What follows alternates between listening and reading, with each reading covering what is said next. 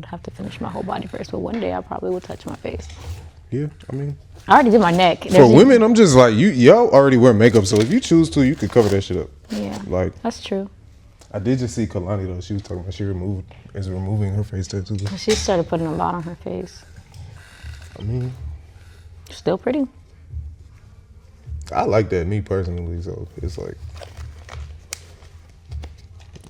women can't ask me something. And plus, she's so fucking toned. Like her and Tiana Taylor, is that her name? Tiana Taylor shredded. But so is Kalani now. Did you see Kalani? I'll give Kalani. Tiana Taylor got the motherfucking 12-pack, nigga. But that's what I'm saying. Kalani's catching up. You haven't seen her? I just watched they did the that bitch. She did like a tattoo breakdown. Rock hard abs, swole ass thighs. I'm like, oh shit, let me get my life together. Right. Yeah, I've been slacking on my workouts, I ain't gonna lie. That was like one of the first conversations me and you had was about weight. Yeah, cause I be trying to like, I don't know, like just compare notes basically. Like when I find other people in the fitness, like, okay, what do you do? What do I do? Okay, that makes sense. Why are you eating this? Like, I like that type of thing. I think I told you I was vegan for a while, but I wasn't like doing enough research on high calorie foods that were vegan. So I started going underweight and it was like kind of in vain. I'm like, I don't want to eat fucking dead animals. I don't care now. I mean, God forgive me, I care, but I eat meat now. And, but at the time I really stood for that. Like I did not want to eat dead animals. I didn't want to put dead things in my body. So it's like, I felt clean like in the inside, but I was like lacking nutrients. Like I was like, I feel clean and like my skin's clean and stuff. And like, you know, but like, weak. I felt weak. That's how I feel. Like when you work out, I'm a steak and eggs dude. Like we straight steak and egg in it damn near every day. Steak and eggs. That sounds good. My homeboy says it's the Joe Rogan diet, but the feeling like when you get up, lift, eat that steak and eggs, maybe you had your oatmeal before you lift or something like that, like you just ready to attack the day. Like that's just, what else? Like that's why I like it. I've never been vegan though. Were you eating like are you making your vegan food or are you eating like it was good, it was delicious, but it got boring. Yeah, but at first it was cool because like everything I ate was so colorful. When I first started, after the first 2 weeks, that's when it's like, okay, now I have to find something else. But I would get like, I'll buy stuff in bulk, like sweet potatoes, carrots, greens, anything. You like meal prepping? I used to. But like I said, you said you lost 200 pounds, right? So I know like diet played a big role in there. Right? Well, I had a surgery that also helped. And I mean, once you have the surgery, you wake up still fat, of course. But it's called VSG, and some people, they get like you know, the temporary thing when there's like a band around your stomach. That's not what I got. Like I got the actual organ, your stomach, the big sac in your body that expands and makes you fat. Like I got that removed and sealed up and closed. So when I eat, even to this day, because I didn't really qualify for the surgery, but to this day I can feel it going through. That's why I have to like eat small portions. I can't eat a lot. So it's like, it basically. So was it easier then, like not eating meat? Because of that? Yes. Yeah, that makes sense. What made you get it? You were just like, I'm tired of this, just wait? Honestly, honest to God, the truth about the day I knew I was gonna do it, I was hanging out with my friends. This is when I was like super Jesus freak, and the only friends I did have were like church friends. So there's this white couple, and they were both obese at the time, and they were overly obese, both of them. And I was fat, but not obese to qualify for the surgery. But she had told me about a friend. How big you gotta be to qualify?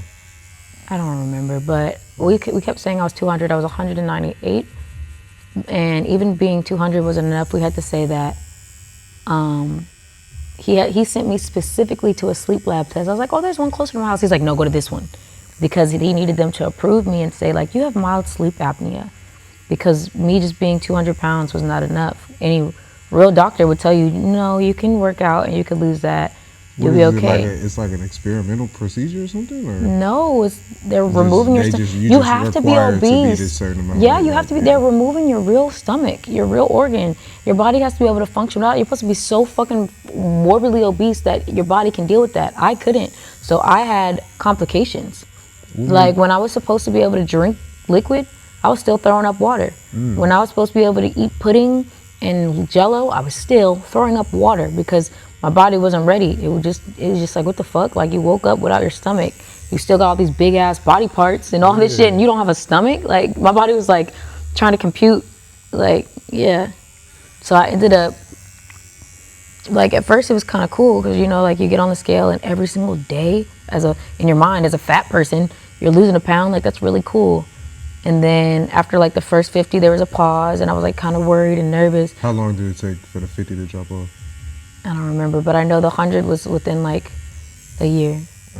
Or like the first 80 was in like a year, and then the rest I got off. But the problem was, like I said, it was exciting at first, and then imagine getting to your goal weight, and then you're still losing a pound every day. Yeah. And I was like, it's not that bad, it's okay. And then it hits me, I'm like, bitch, they said this surgery was guaranteed for you to lose 100 pounds. You only got. And I'm like, you're gonna be 100 fucking pounds. So now I'm freaking out. And at first I didn't realize it because people were like, I thought everybody else was just being dramatic. Like people that I went to school with and stuff, if they would see me, or like ex-coworkers, they would like grab my arm and like check for marks. I'm like, bitch, what are you doing? They're like, we thought you was on drugs. I'm like, no, I had surgery. Yeah, no, because losing weight that fast, like, people are gonna assume like. Yeah, I was like, I had surgery. They're like, oh, okay. And then one day I looked in the mirror and I could see all like the bones in my chest. And my arms are little now. So imagine then, like, they were so little.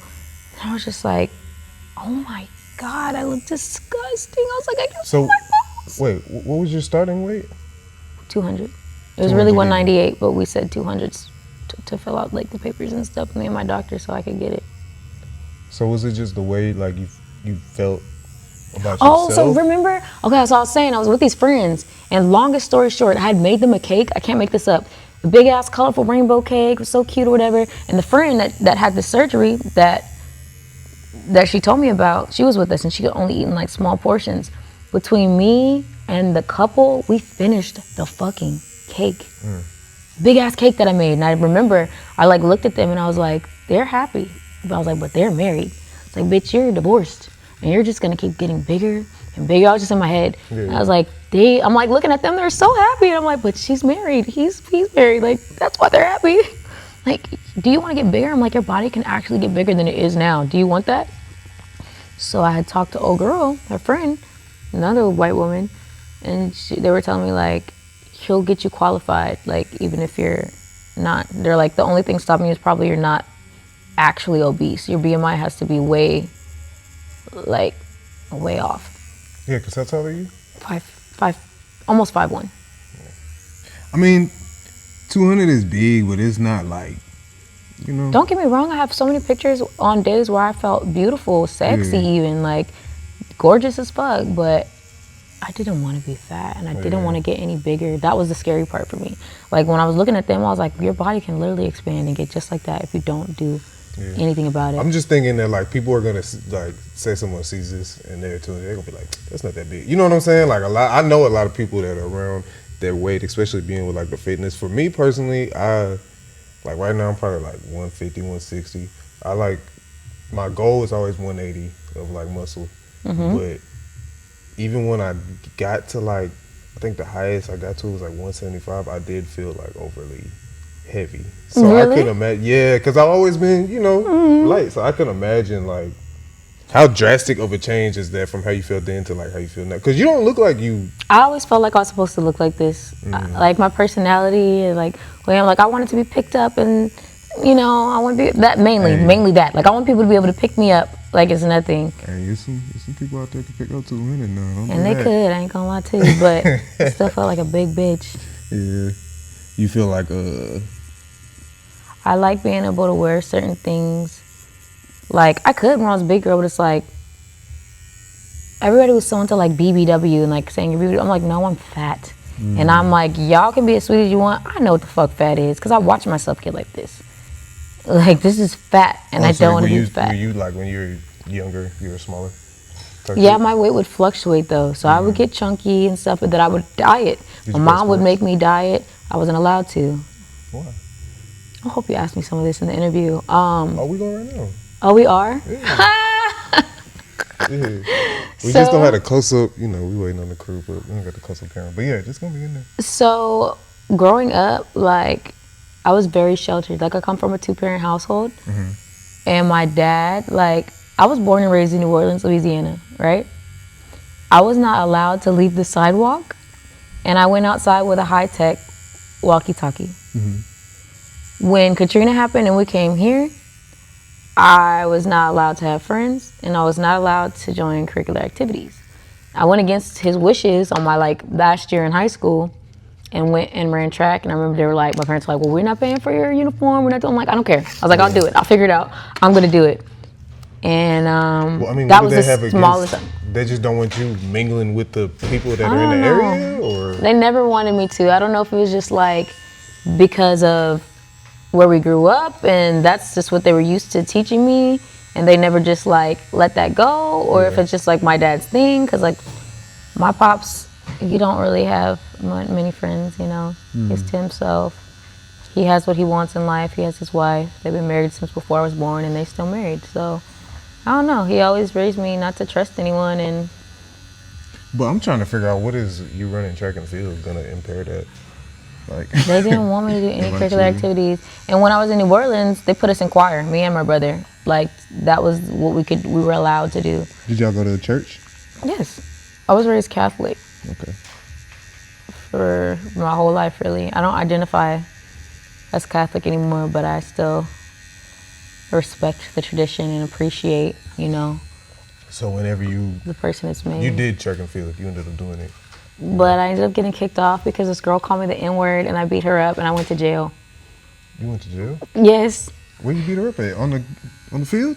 At school. So what I had to realize, and I teach my own kids this to this day, these children do not want the smoke. Like, if somebody's talking... Well, majority of people don't. I didn't realize that. I didn't know that. It was really bad. It's a white girl, too. So, like, we're in the hallway. I'm like, what's up, what's up? And it's like, back in the day, like the white kids, a certain kind of white kids, they had like the camouflage outfits on. So it's like her and these other dudes with their like camo jackets and pants on, just standing there. And I remember they're just standing there. They didn't say nothing, they didn't do anything. And I'm just like I start hitting her. And she's like, oh. And I'm like, so I kind of stop and I'm like, why are you not? Yeah. And I'm like ready for her to get up, mind you, and it's a white girl too, so it's like she was not trying to fight me. It's like I didn't think about white privilege. I didn't think that she called me the N-word and think like life is just gonna go on. And the worst part about it was she didn't even call me it in school. She called me it the day before, and I was just holding on to it. The day before school. Well, like she was driving. We live in the suburbs in Spring, and there's 2 subdivisions next to each other. She lived in Fox Run, I lived in Legends Run. And I was walking in Fox Run, and she yelled it out the window.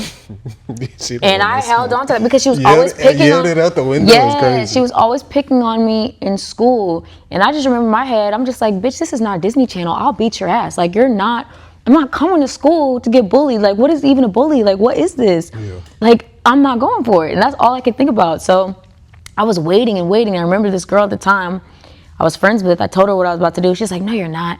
And I was like, I am. Come see. So it was just all bad. Like, the girl wasn't ready, like nothing. So mind you, that's why my coach found out. She's like, we don't beat up our teammates, like turning your uniform, like.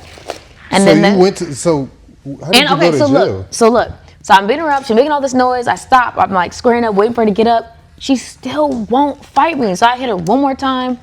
And I'm like, it's done. Like, this is really bad. Like, there's a crowd around. Like, this girl's not fighting me back. So then she gets up and she goes like this. No. Cause you rushing through it. So okay, look, you go to school. Bitch, you said that shit yesterday. Okay, yes. So all I can think about, no. So I'm in class and all I can think about is what happened. And we're in this positive class. What's that? Team leadership. We're in like this positive, happy like environment, and all I'm thinking about, I'm just in class like. Ooh, so homegirl's like, what's up with you? I'm like, I'm finna go beat so-and-so's ass. And she's like, no, you're not. And I was like, yes, I am. And I'm telling her like how she's been picking on me, and she's telling me like, yeah, she's like making fun of you while you were in the bathroom the other day. And like, I'm like, okay.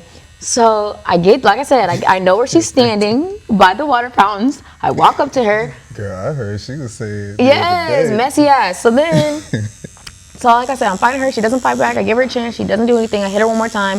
This bitch stands up, flips her hair. It's like, and walks off. And I'm so glad I didn't say it. I wanted to threaten her and be like, bitch, if you go snitch on me, I'll kill you. Yeah. Thank God I didn't, because the police came. So that would have been a whole other charge. And of course I wouldn't have meant it, but she was just so confident with that hair flip. Like, I was just like, my life's about to be over. Like, where is she going? So I go to, she's like, and I'm just like, fuck. So she goes to class, she goes wherever, and I go to class. They call my full government name over the speaker. I'm like trying to play it off, like hiding. But then somebody comes into our classrooms and gives our teacher like this note that I need to come to the office. I get there, and the police are there. And I'm like, so I'm going to jail. And they're like, Simone, you assaulted someone. And I'm like, but, and they're like, yes, you're going to jail. And I'm like, what? Like, from school, like, you're going to take me to jail? And they're like, so do we need to put these handcuffs on you, or are you going to behave? At that point, I'm like, well, I need to go out with a bang. Like, nigga said, put me. They had to drag you out? Put me in handcuffs. Yes. Do the most, please. Like, you're about to embarrass me in front of everybody. Like, make it a big deal. Make it a really big deal. Like, I'm on that. So, yeah, they put me in handcuffs. How long were you in jail? I don't remember. It was bad, though. It was a whole thing. And then, Jesus, I'm about to tell y'all my whole life story. So, tell us. We got a nice I have BPD, which is borderline personality disorder. Okay. And I tried to say that to the judge, like, you know, like in my defense.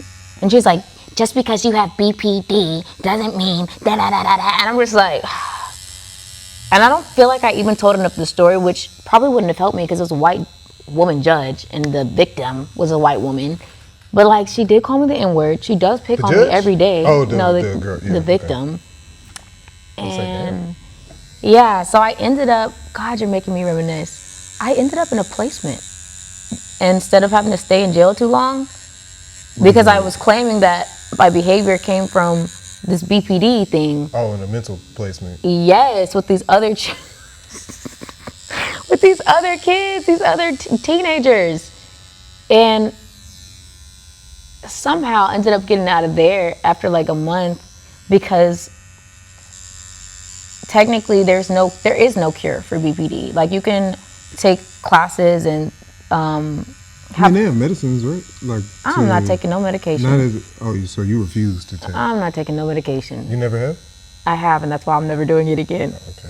Did it make it like worse for you? Yes. There's a whole backstory, a horrible backstory. Well, before we get into that, is the close-up on? You want to introduce yourself to the people? Okay. Y'all ready? Greetings, my simulations. It's your girl Simone the Unknown, and I'm here with the wonderful Tattoos times D. Is that right?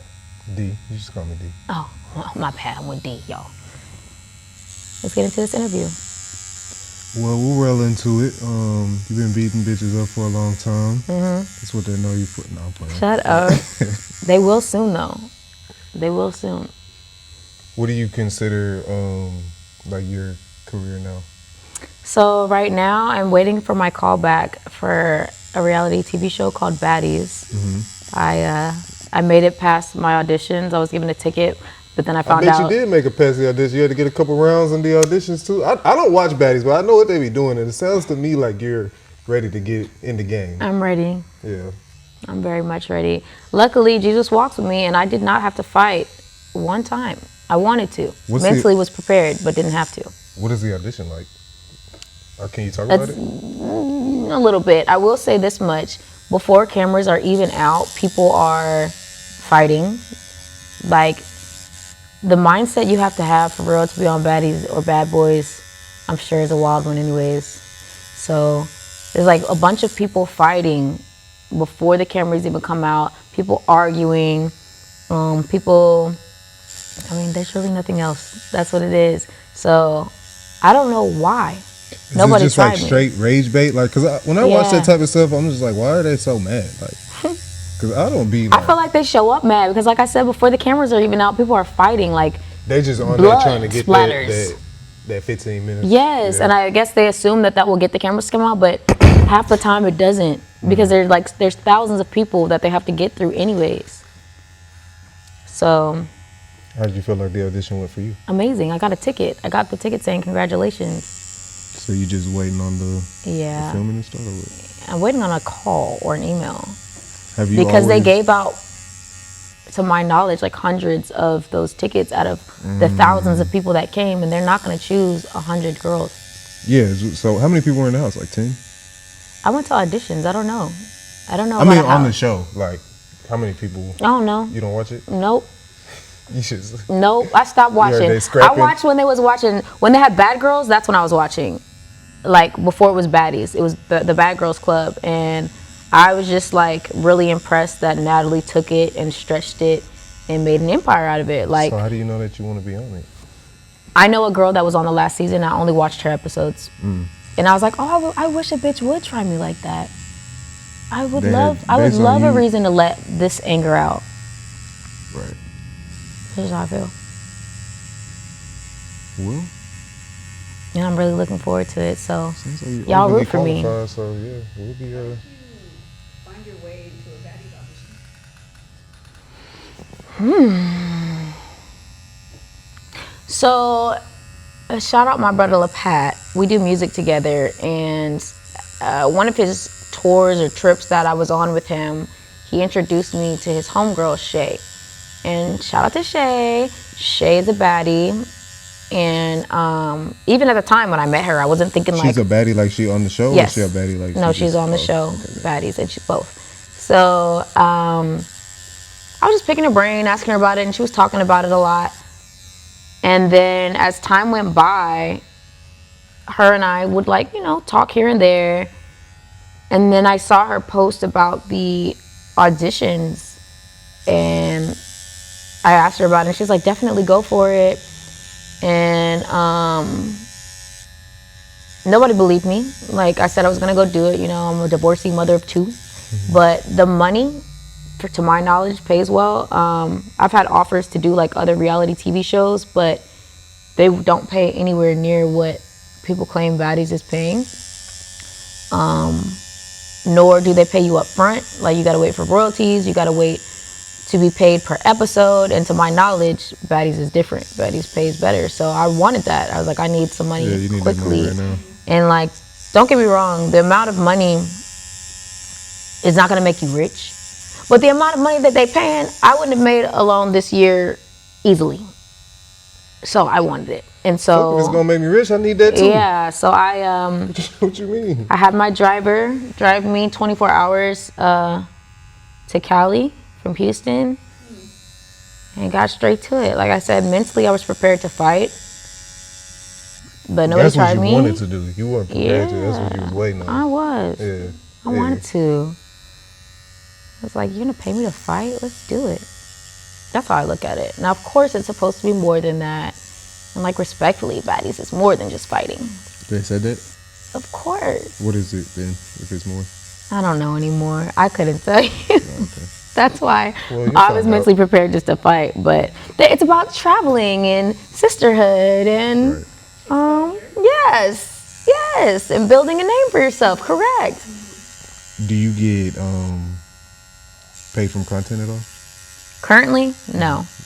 I unmonetized my... You unmonetized? Like you selected it or I did it because... Or did they? Oh, they were flagging me too much. First, like... Instagram? Yeah. Things that I would normally post started getting flagged. Like any little thing I would do. I even had like... So I've been a special effects makeup artist for over 10 years. Okay. And I have this prosthetic, like these fake boobs. Like you can use it for drag queens, or I'm just petty. I put it on myself because I don't have no titties. But I was like showing that, like not even on my body, flagged. I'm like, what? And I see people do it. I see people pretend to breastfeed baby dolls with their real breasts, and they don't get flagged because for educational purposes. You've seen people pretend to breastfeed baby dolls with their real breasts. What's the purpose of that? To show their titties because they're sick. Oh, right. Of course. as fuck, sick. But me, anything I was doing was getting Must be out the flagged. loop. Might have been a hater. Huh? Might have been a hater. But it was everything. So maybe a hater was flagging everything. A hater, we'll do that. There's no links Right. to stop a hater. Probably Yeah. that girl. Never Lie. Like, So what about like I'm just wondering because you said you make music, Hmm. but you said you need that bag right now. You know, Exactly. we entrepreneurs. I'm trying to see where we can monetize some of your stuff. How long have you been making music? I haven't pursued music seriously until like 2 years ago. What sparked that? Taking it serious. Well, I first started off doing gospel, so I was just passionate about it. I was like doing like gospel rap and stuff, and then Give me break me a gospel rap flow. I made an example of this. so corny, but God is okay. God is great. God is good. So I praise Him like I should. Keep Right. me humble, Lord. The devil out here wishing that I would have no class, going spaz, act the fool, get the tool. I'm protected and I'm favored, so I try to keep it cool. My friends always hype me up. They love when I do the most. Every time I'm on the road, they say that I'm going ghost. Every time that I come back, I got a party. I'm the host, so you know I do it for 'em. I'm here now. Let's have a toast. Cheers to you. Cheers to him. Cheers to her. Cheers to them. To my enemies, I know you just want to be my friend. Say I'm Right. really about my business. You won't catch me out here tripping or dry beefing with God's children. Yeah. So Okay. I was on that. I was like just positive, like making gospel music, and then I started to Oh, make. you said positive. It sounded like you still was beefing. No, you won't okay. catch me beefing with God's children. Got you. Because And I know everybody deep down is. you just want to be my friend. That's what the problem is. Okay, You okay. you just really you see the good in me and you really want to be a part of it. You know what I'm saying? So yeah. So that's where it started. How did you get? Because that's a niche thing. Where do you get the idea for gospel rap versus just? Well, I was always raised in church. Like I said, I grew up in New Orleans and I wasn't allowed to leave the sidewalk. So every morning before going to Catholic school, like while my friends are walking around the corner to public school, I'm in a completely different uniform being driven to Catholic school. My mother would take us to mass every single day. The only time we didn't go to mass was on Saturday. Like me and my brother went to mass every day of our life.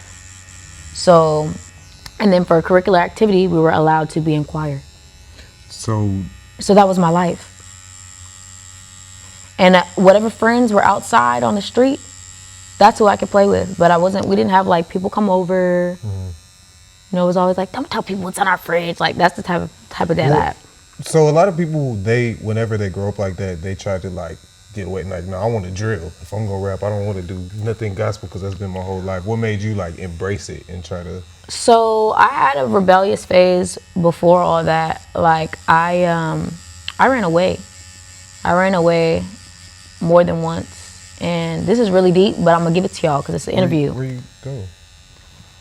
If you're feeling unsafe or upset, don't run away. You know.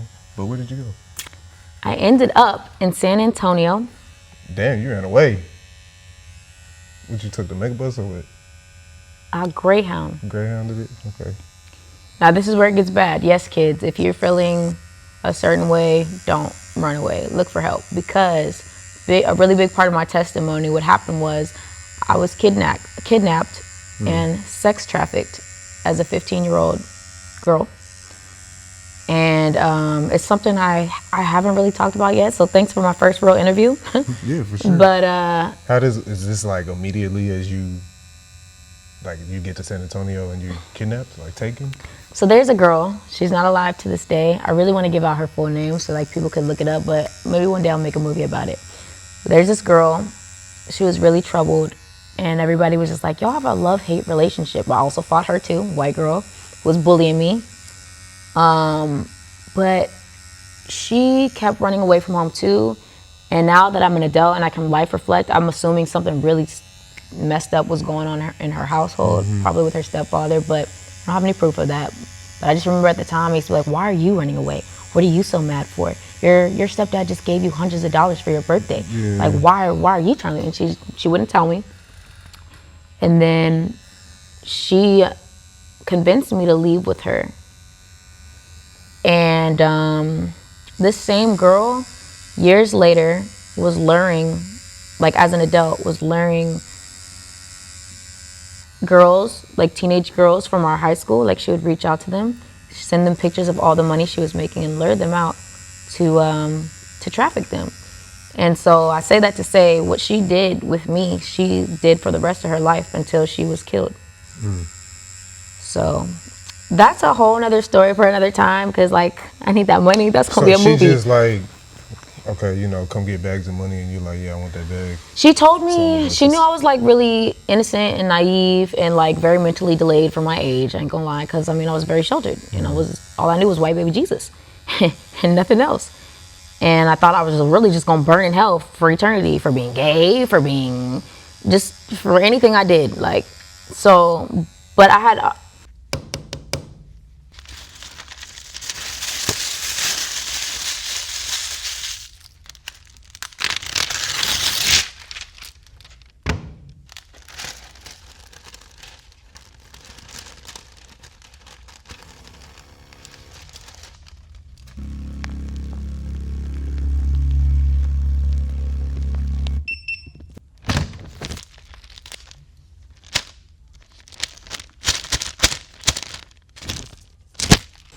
I was dealing with being, I don't want to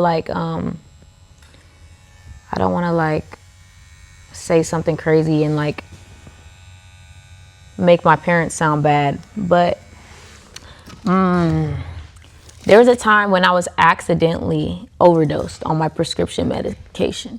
For your BPD? Yeah, and like antidepressants and bipolar and stuff like that. What do you mean accidentally? Well, CPS came and asked my mother, how could you accidentally, you know, overdose your child? And like, I don't remember exactly what it was, but say like, they were like, throughout the week, she needs to take 5 pills twice a day. She was like, I thought it was 5 pills every 2 hours for 10, whatever. And they're like, how could you think that? Like 5 she just pills every 2 well, hours. I don't remember the exact number, but whatever the number was, she used the same numbers, but in the wrong order in hours or whatever. But like I don't know. The CPS didn't know either. They didn't understand. I didn't understand, but it was an accident. And to be fair, I mean, it and she was like, I've never had to do this before. Yeah. Like, so it was an accident. Yeah. And I believe it was an accident. My mother said it was an accident, so it was an accident. But it caused me to have my first seizure. And it was a whole thing. Like I was at school, and you know how they have these really loud bells to dismiss you to the next class? Mm-hmm. Like they're so obnoxiously loud that even if you're asleep, they're gonna wake you up. To the whole school. I'm on my desk, like face in the desk, just knocked out. And I remember the math teacher I had at the time, she was really upset with me because she thought I was just like falling asleep in her class and I didn't care about my work and blah, blah, blah.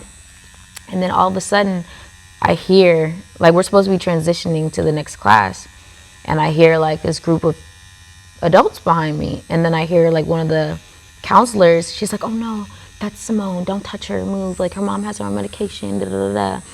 And I'm like, what? So she takes me, I remember I get to her office, and like she has all these beautiful decorative pillows on like her chairs and stuff, and I'm like pulling them down, like trying to lay on the ground. She's like, no, Simone, please get up. And I can't, my body just can't get up. And she's like, Simone, I need you to get up. And I'm like, no. And I'm like taking her pillows because I know my body has to hit the floor. So she's like calling my mom, and she's like really concerned and scared for me. And my mom comes, and she not only picks me up, but she picks my brother up too. And she brings us home, and she goes back to work. So I'm home alone with my brother. Me and him aren't close at the time. Around that time, I probably shaved my head for the first time. Like, I'm a shit show. Like, I'm a freak. Like, my brother doesn't talk to me. Like, I'm on these meds. I'm losing my mind. And I go downstairs, and there's, like, leftovers in the fridge. We got, like, beans and rice. I'm like, bet, I'm not going to starve. I'm so hungry. And I try to eat. And, you know, like, when you do things, it's your body responding to your brain. Like, I'm moving my hands because my brain is telling me to. Like when you chew, like your tongue moves and things like that. Like I put the food in my mouth and nothing is responding. Like my tongue, I can't swallow.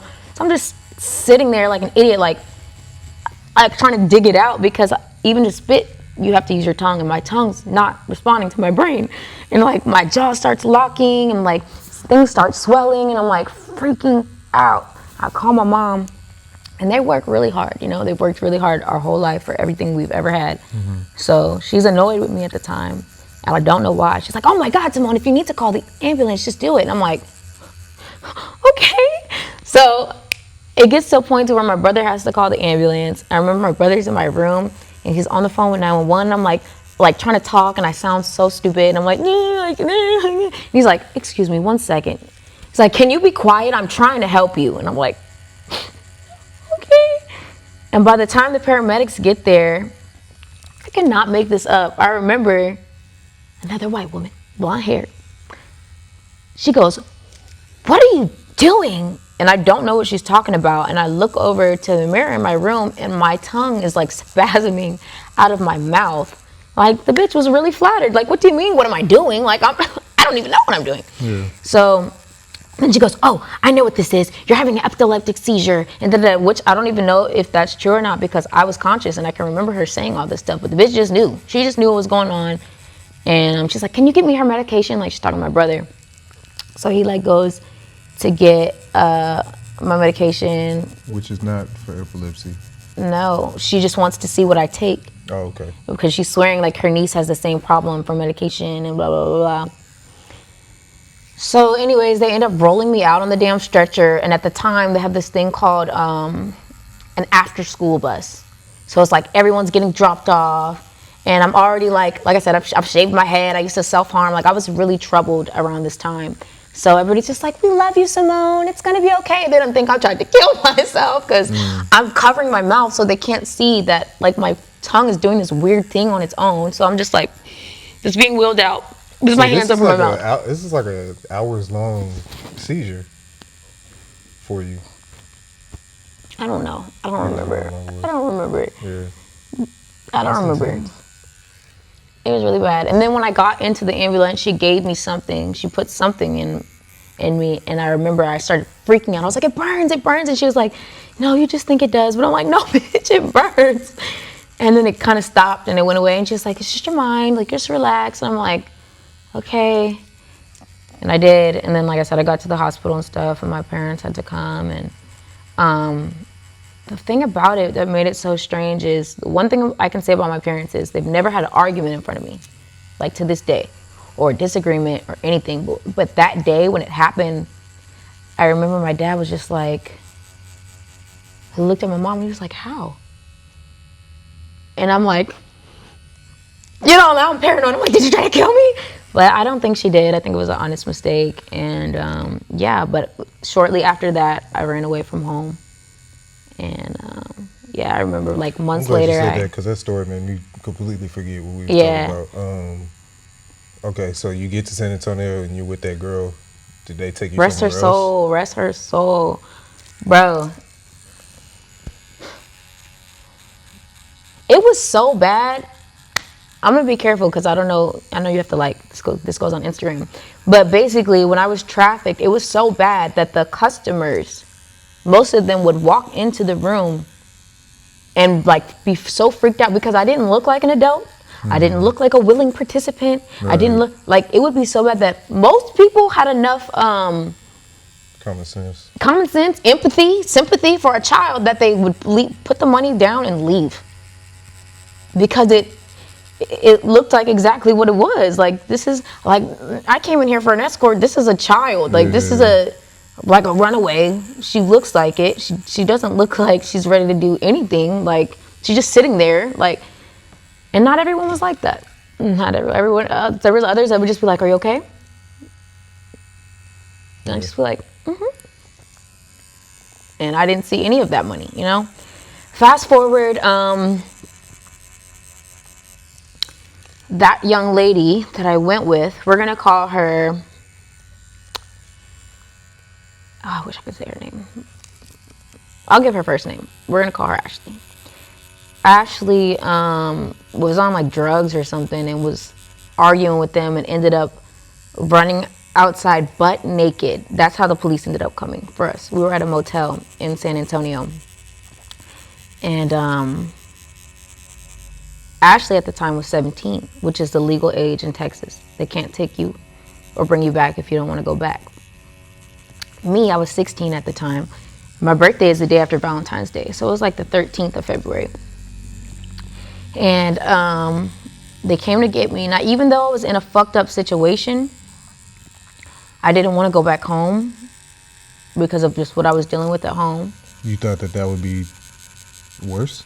Or and I also thought my dad was gonna fucking beat the shit out of me, like because of you ran away? Yeah. Okay. I really thought that, and that's not what ended up happening. But I really believed, because in my household, being whooped for discipline was normal. So I was like, you're gonna get your ass handed to you, like when you get home. Like that's all I could think about. And you're gonna be on fucking medication. So they came, and at first I gave them a fake name. I remember I told them my name was Maria Vasquez, and then he goes, spell that. And I was like, Vasquez. And he was like, spell your last name again? And I was like, Vasquez. And he was just like, again, if the customers knew I was a child, he knew he was looking at a child. Mm-hmm. I didn't look like an adult. And like I said, at the time, I was so troubled. I probably had marks on my arms. I probably had a raggedy ass wig on because I didn't shave my head, and some sloppy makeup. And he found me because they threw me in the bathroom with a dog. They had a dog, and I remember when the police wanted to come in, I'm getting the chills. When the police wanted to come in, they were like, there's a dog in there. They're like, it's fine, we're good. And so they opened the door. Of course, the dog was friendly, and the dog wasn't trying to do anything to them. And I'm just sitting there, and they're like, that's when they asked me for my name and stuff. I lied about my name, my age, and everything. I said I was Maria Vasquez and I was 18 years old. So he starts digging through my stuff. I can't make this up, y'all. I also used to be a part of a cult that I didn't realize was a cult. It was a small church congregation. But anyone that was a part of it can tell you it was a cult. We let these people run our lives, make us feel guilty for anything and everything we did. But it was just a church. It was just a small little church. So anyways, my god brother had wrote me a note, and he was also in the closet, and I loved him unconditionally, but he was the pastor's son, Mm-hmm. And so he was like the junior pastor or whatever, but he would write me these little sweet ass notes, like have mine in pink and like how a girl would do, like cute, like we would write each other notes, but he put my full government name at the top. And it was like a prayer or something kind and sweet. And then the police officer goes, is this you? And I was just like, oh.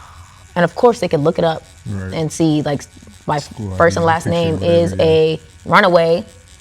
So I was just like, I think I said no, but it was just too late. And so I'm like, what about her? I'm like, we left together. Yeah. They're like, she's 17, she doesn't have to go anywhere. They're like, you're not. And I was like, my birthday's coming up. And they're like, well, it's not your birthday. So then I get in the car and I'm lying my butt off. Like the other girl stayed. Yeah. After she was out there butt naked, running around.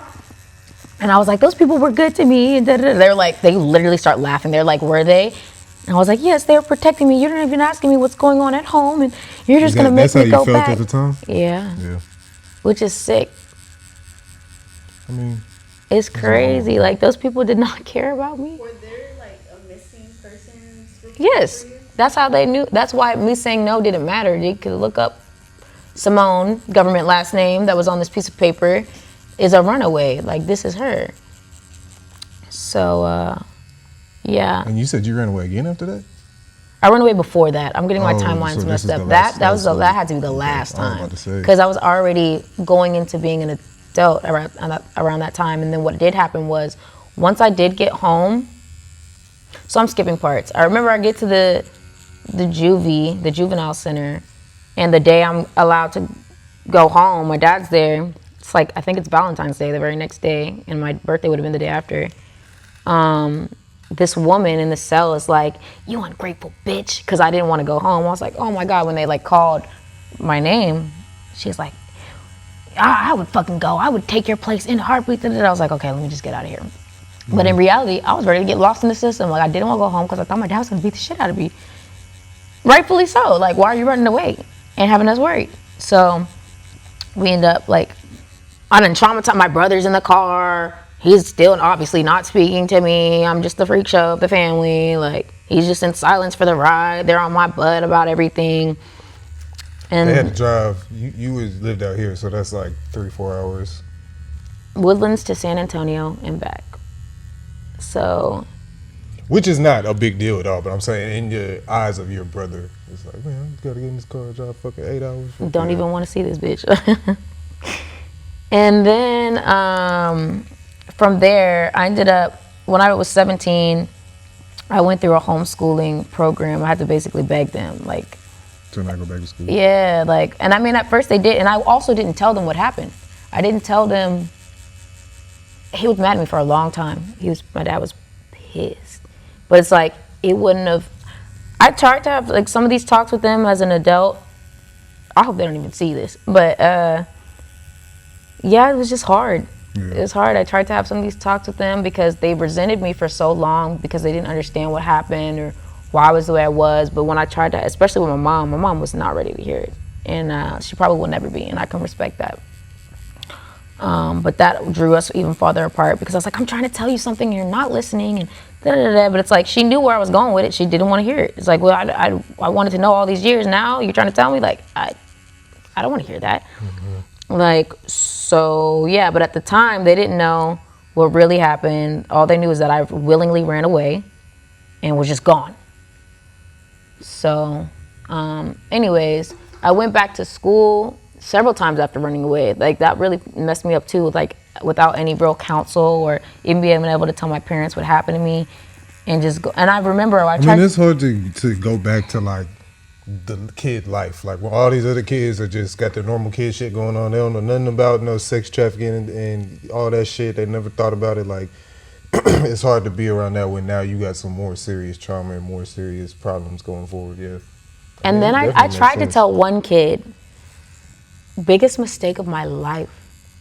This kid was just like lusting over me. This little, and it's so weird. Like, I remember he was African, but he wasn't like the stereotypical African. Like, usually Africans come from like a 2-parent household and it's very strict, but like his dad was not around. It was just the mother, and like they kept the African tradition, but like he wanted to be American culturally. Like, he wanted to be hood and gangster so bad, and it just didn't click with him. And I saw past that, and I just wanted to be friends with him. And like, this kid was always lusting after me and like wanted to have sex with me, and of course I'm filled with all this trauma, and like I'm not trying to have sex with him. Yeah. And so I show him what happened to me. At the time they had this thing called Backpage. It was on Backpage. I show him and tell him about this traumatic thing that happened to me and what these people did to me. And because I didn't have sex with him, like weeks or months later, he sends me the link like to my Facebook inbox. And I'm just like looking at it like mortified, like, oh my God, oh my God, oh my God, oh my God, oh my God. And in reality, I wish he did expose it, because that could have exposed those people. Could have exposed the people, and it also could have gave you to, because like you said, you but were trying to like, tell him I hope nobody sees this. I hope he doesn't show it to anyone. Like, I was just scared. You're trying to tell him what's going on. You're trying to tell people. If he shows that to people, then that can open the door. Like, okay, you already know. You already saw. So now let me explain my feelings, and get some therapeutic help, and instead of, because I'm assuming you just internalized all this and just kept pushing. Yeah. Which you is said why you got married at 19. 2 years later? Mm-hmm. Where'd you meet your husband at? So I was working at this kids' party place, and I became close with this girl. And she was really to herself, and she had like, at the time, 4 kids, and like she was like, seemed so independent, like wanted to do things on her own, and like I was always like, my mom can give you a ride back, like I'll give you, because we were so close in age, but the only difference was she had all these kids. Mm-hmm. And then I come to find out she's married, she has a husband. Well, her husband's brother is who I ended up marrying. I met him, and he was like a real nerdy at the time, like really skinny, nerdy looking, light-skinned dude with glasses. And I don't know, I was just so interested, like I just wanted to talk to him. And we started dating, and literally a year went by, 1 whole year. And that's enough for me. It's time to lock it in. Well, I was working. I worked a lot, and he would keep a job every now and then. But I remember every now and then. It's crazy. Keep going. My bad. Ignore me. I have to remember, I'm not trying to make these people sound bad. Like, this is people still in my life. I mean, this is just your story. You know? Yes, it's my truth. So he would work a little bit, you know, and I would work a little bit, but I would work a lot of bit. And then he told me he was going to go to the military. And I think that's why he resents me to this day. I'm sorry. Love you always. That's not why I married him, but that's why I married him so early. He was like, we're going to get that military. Yes. And in his mind, it was like, you only married me because of I'm like, I only married you that early because you said that I loved you. I would have just waited if you didn't say that. But in the military, you get paid more if you're married. Yeah, so but then he ended up, long story short, he ended up not doing it. You got married before he went. Yep. And my dad, I remember too. Remember, I have a very strict father, so I wasn't 19 yet, I was 18 years old, and I was telling him, it was almost my birthday, I was telling him we were going to get married, and I remember standing right in front of him. I even took a few steps back, because I was like, this man's going to hit me in my face. Because I told him I was getting married, and he goes, I didn't give you permission. And that's when I took my few steps back, and I was like, I'm not asking you. And yeah. So anyways, he ended up, so he didn't hit me, and we ended up going to the courthouse, and my dad actually came and paid like the little $70. And so I think that's why also like my parents like are disappointed too. The dude? The dude was nice, but then just I get it now as a parent, as an adult, like so. Nobody good enough for my baby too. Yeah, he was nice. And why are you getting married at 19? And also the thing is he met me when I was 17, almost 18, right before my 18th birthday. And he was 21. So maybe that was kind of red flag to them too. Just things I didn't realize or see as a kid as like an issue. So when do you start? What was your first creative? Because you said SFX. So look, so that happened right away. So we got married. He didn't go to the military. I kept working. I remember I was like driving a pink moped to Ross, like to go to work and stocking in the back. I'm pregnant. You worked at Ross? Yes. Okay. But then one day. Why did you not? Never mind. Go ahead. I was gonna say, why you didn't have a car? Why do you have a moped? Because I had to pay all the bills. This man wasn't going to the military. Cheaper? Yeah, it was like $5 to fill up the tank, and that thing lasted us for like 2 weeks. I rode a motorcycle. That $10 used to, Wait, I feel you. Riding on the moped with you? Sometimes. And then he would take it to the gym. I'm so sorry if you see this. You don't even talk to me to this day. Love you. We made a beautiful child. He would take the pink moped and go see bitches at the gym. No. I was so dumb. Was he getting swole or was he just... Damn. He was playing basketball. Damn. At 24-hour fitness. And then, and mind you, this is when I started, I believed that everything was going to be okay because we were also part of this little cult. Like on Sundays, I would take him to this church. Oh, he was in the cult too? He was with it. He was with me until I wasn't. But yeah, it was the whole thing. Like I was taking us to church on Sundays. I ended up getting a cash car. I got a really, really old 1998 Corolla. There you go. You was hustling. I did whatever I could, okay? And then while I was pregnant, because I'm skipping that part, I started taking us to church after we had the baby. Actually, no, we went a little bit before that too, because we were there while I was pregnant. But while I was pregnant, I was huge. I was the biggest I had ever gotten in my life. And I was like, I asked my husband for permission to go out with these girls to a fashion show. This girl that I used to go to school with had invited me out for whatever reason. And she was like deep into church and stuff too. She was a Jesus freak like me. So that was something appropriate for us to do because we didn't go to the same church. So I was like, okay. And I went to this fashion show and I met, so let me say this. I had never seen a little person in my life, like up close and personal, but it was my photographer. It was my photographer who I'm locked in to this day, who's got me. Now. Yes, one of them. Well, shout out to Troy Thomas. Shout out to Troy. My current photographer is Oki. Shout out to Oki too, but I'm not talking about Oki. I'm just laughing because that's not what I expected. I know. I didn't expect it either. But so I think I was thrown off too because I was like a teenager, pregnant little teenager, just minding my business. And this gentleman, little person, don't do that. This little person, and that too has made me have like hella respect for them too, because I'm just like, he's so mature. Like I can't imagine your whole life, bro. Imagine being in high school, like You ain't no joke. I swear, I promise. And that's you, why no I say joke little you can person tell that too, because nigga. I learned that from him too. He never got upset if somebody Yeah. used the word bitch or whatever, but like, That I just was he prefers. educated. He don't give a fuck, like you're saying, like it's his Yeah. whole life, but it's like, it educated me enough to know what's the more appropriate term to use. I wouldn't have known that if I didn't become his friend. I think I just picked it up from him saying it. Like, that's what's more appropriate. You don't call them midgets. Like, that's actually crazy. So this little person approaches me. He's got a camera in his hand. He's been taking pictures all night. And he's like, have you ever thought about modeling? I'm like, big ass stomach and everything. I'm like, no, not right now. Like, and anyways, we ended up becoming very You have to close. send me a before and after to put on the screen. But keep going. That's a huge difference. So I tell him what I'm really interested in is doing makeup. And he pushed me so hard. He encouraged me more than anyone. My husband at the time, shout out to you, did too. They were my biggest supporters. And Are you already like doing like extensive looks for yourself and like Yeah. friends and stuff like that? yeah.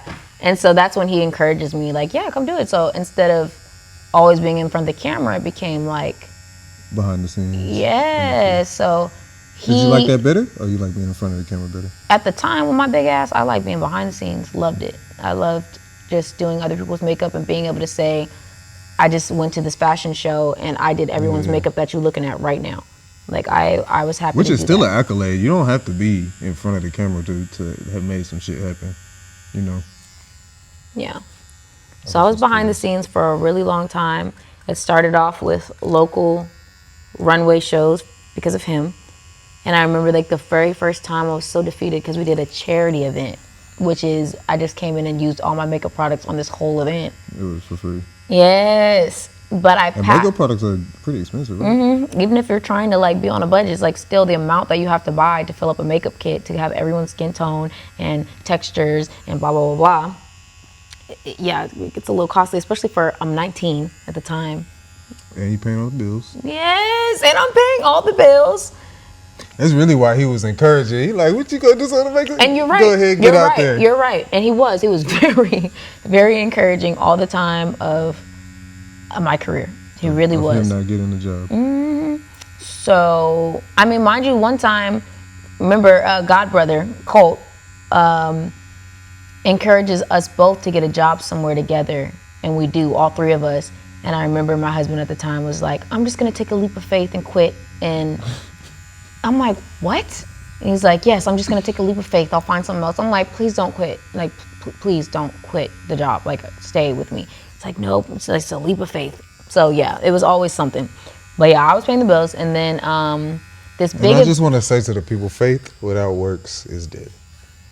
Amen. You paying the bills, you flipping your you flipping your 98, your Corolla, and you start with the SFX. Yes. So this whole charity event, when I feel so defeated, but that night I had passed out my cards to like everyone. that's- It's like mothers of children that are in beauty pageants and all kinds of stuff. So I feel so defeated because I done used all my products and all that stuff, but boom, immediately after that, bookings. Do you do children's face paint? Do you do this? And I'm saying yes to everything, of course. Do you do special effects makeup? Yes, I do. Do you do weddings? Yes. Do you do photo? Yep. I'm taking all the calls. I'm taking everything. And Troy Thomas, my baby, thank you so much. Like, because of him is where I got started, and I've been doing that for an income for the last decade. And then from there, of course, that got me into modeling. It got me into acting. It got me, because I was behind the scenes of music videos. I was behind the scenes of news interviews. I was behind the scenes of the runway shows. Just a lot of things. You feel like that helped you build like a solid network of people? Yes.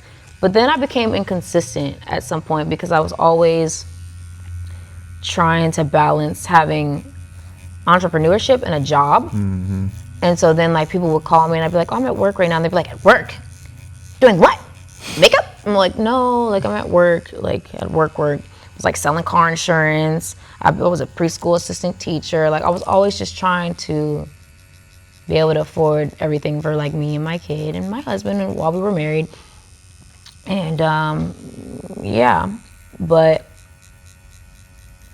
even as of now, like I want to say, what year was that? Last year, I randomly got like an office for my makeup, and then realized everybody's gonna book me to be mobile. Right. Not everyone is. Yeah, especially like because a lot of that stuff is like you said, like runways, like movies. Yeah, office isn't really. I'm learning that the hard way. And this is a good lesson for any entrepreneurs out there. You want to keep your overhead as low as possible. So something like makeup, you might as well be mobile to where all you need is, I mean, you even need a chair? Yeah, I would have a chair. Wherever, you don't right? have to. Yeah, I you realized prefer that to have too. your Like I chair. invested in like, rest in peace, my mom. I had her get me, my grandma got me this like director's chair. I told her I needed one so bad, like to just be professional. But I realized like no matter where you go, there's gonna be a chair. You don't have to carry this big old director chair with you all the time, and you're rolling your makeup artist kit. Like, and then you're able to put more money into your makeup kit. Yeah, that's a hard lesson in entrepreneurship for sure. I feel like with like tattooing, you can be mobile, but it's like what? Yeah, somebody's gonna get an infection. Like, what? Be for real. It's so hard to be mobile and be completely sanitized because what are you coming in spraying down everything? You don't know what's been going on here. You don't like with this shop, like we only do tattoos. Right. We clean before and after the tattoos. We put everything in sharps containers. Like now you're coming into a foreign environment and you don't know what pet dander may be in the air that's gonna drop on your tech. You know what I'm saying? Makes sense. So it's kind of hard for us, but for a business like that, especially at first, it's like, yeah, you want to keep that overhead low. Just pull up on people. They want you to pull up anyway. It's probably less of a hassle. Like, I mean, like, imagine like a wedding, which is, weddings, they spend the most money. That's when you're spending the most money, you know what I'm saying? And they do. Even, your dad came with the $70, you know what I'm saying? For the wedding, you spending the money. But who's coming to where you at and then going back to their wedding? Like, correct. If I'm so I not always mistaken, had correct. Everything so I would be there, and they would tip really well too. Like I'm just reminiscing. Like, yeah, it was nice. It was fun, and I'm really blessed because I'll look back on some of my work, and I'll remember just how happy I made a person. I'll be like, this was not my best work. And I'm like, but this person. It's also like your energy too. Like I had a passion for it, so like who I was different than who I am now. Like, I think that's why I'm so inconsistent with makeup now too, because I really had a passion for it and making women feel comfortable and happy. And now I'm like, I don't want to do it because they're either going to be a bridezilla or most of my regulars, like people who can afford to have me on it every day. That's what ended up happening. You just feel jaded because you've been doing it too long? Yeah, but I moved away from doing like weddings and stuff, and I got greedy, and I wanted the girls that could book me every day. But a girl that can book you every day is going to be like an escort or a stripper. Shout out to y'all, no shade. But their mindset is different. The way they treat you is different, rather than like an eager bride who's so happy this is their special day. This bitch is like, I book you every day. I book you every day. I paid you yesterday and the day before that and all that. So today, yes, you can. I might not tip you, or their attitude was just so different. And I really realized like I wasn't just their makeup artist. I was their minion. Like, and that's how they treat anyone. Like from their hairstylist to their makeup artist to their stylist or whatever. So are you now in your entrepreneurial path, you're trying to get away from like service industries? You're trying to move forward to like where you're not. Yeah, I'd rather fight for money on reality TV. Baddies. I just seen, I don't. that fool Adam 22. You know who that is? Yeah. You saw he fought the dude that was he did like a boxing match. Hey, you might want to set up that ring. What? Get that money. I don't know how No, I have not seen that. I'm aware of who he is though. But yeah, I'm just at a place in my life to where I want to be in front of the camera now. But not just that, like I really just want the money. I want the money. I mean, yeah, unfortunately, the most of the pot, when they call Brad Pitt, he the one getting the $40 million movie deal, you know what I'm saying? You might get your 10,000 for the camera work or whatever, but yeah, unfortunately that is how I go. If you want to get, I won't say the real bag, but like the big, bright, juicy bag, yeah, you gotta step in front of that camera. Was it hard for you to transition to that? No. I was literally built for this. Like when I walk into places, people are like, why are you not nervous? I'm like, I belong here. I've been humble my whole life. I've been very, very, very humble. And now I'm at a place, where I'm like, screw that. I've been humble for so long, but I know what I'm destined for and who I am. You know? So what do you see like after Baddies? Like, so you get Baddies, right? You go over there, you beat everybody's ass. And then they give you a big bag because you Depending fucking everybody up. on What are you doing if they after want to continue to pay me to do stuff like that, and if the money's that good, I will continue on a little bit longer with it. Now, obviously, I don't want to make a career out of being some ignorant, bitter, fighting woman. A But lot of people though, it don't really matter like where you started, as long as you start in front of some eyes. and then you can make the transition, like, you know. Yeah. I mean, you lost 100 pounds. You know how to make a transition. You know what I'm saying? So, yeah. yeah, like I want to get into acting, Movies or TV, or you don't care? both.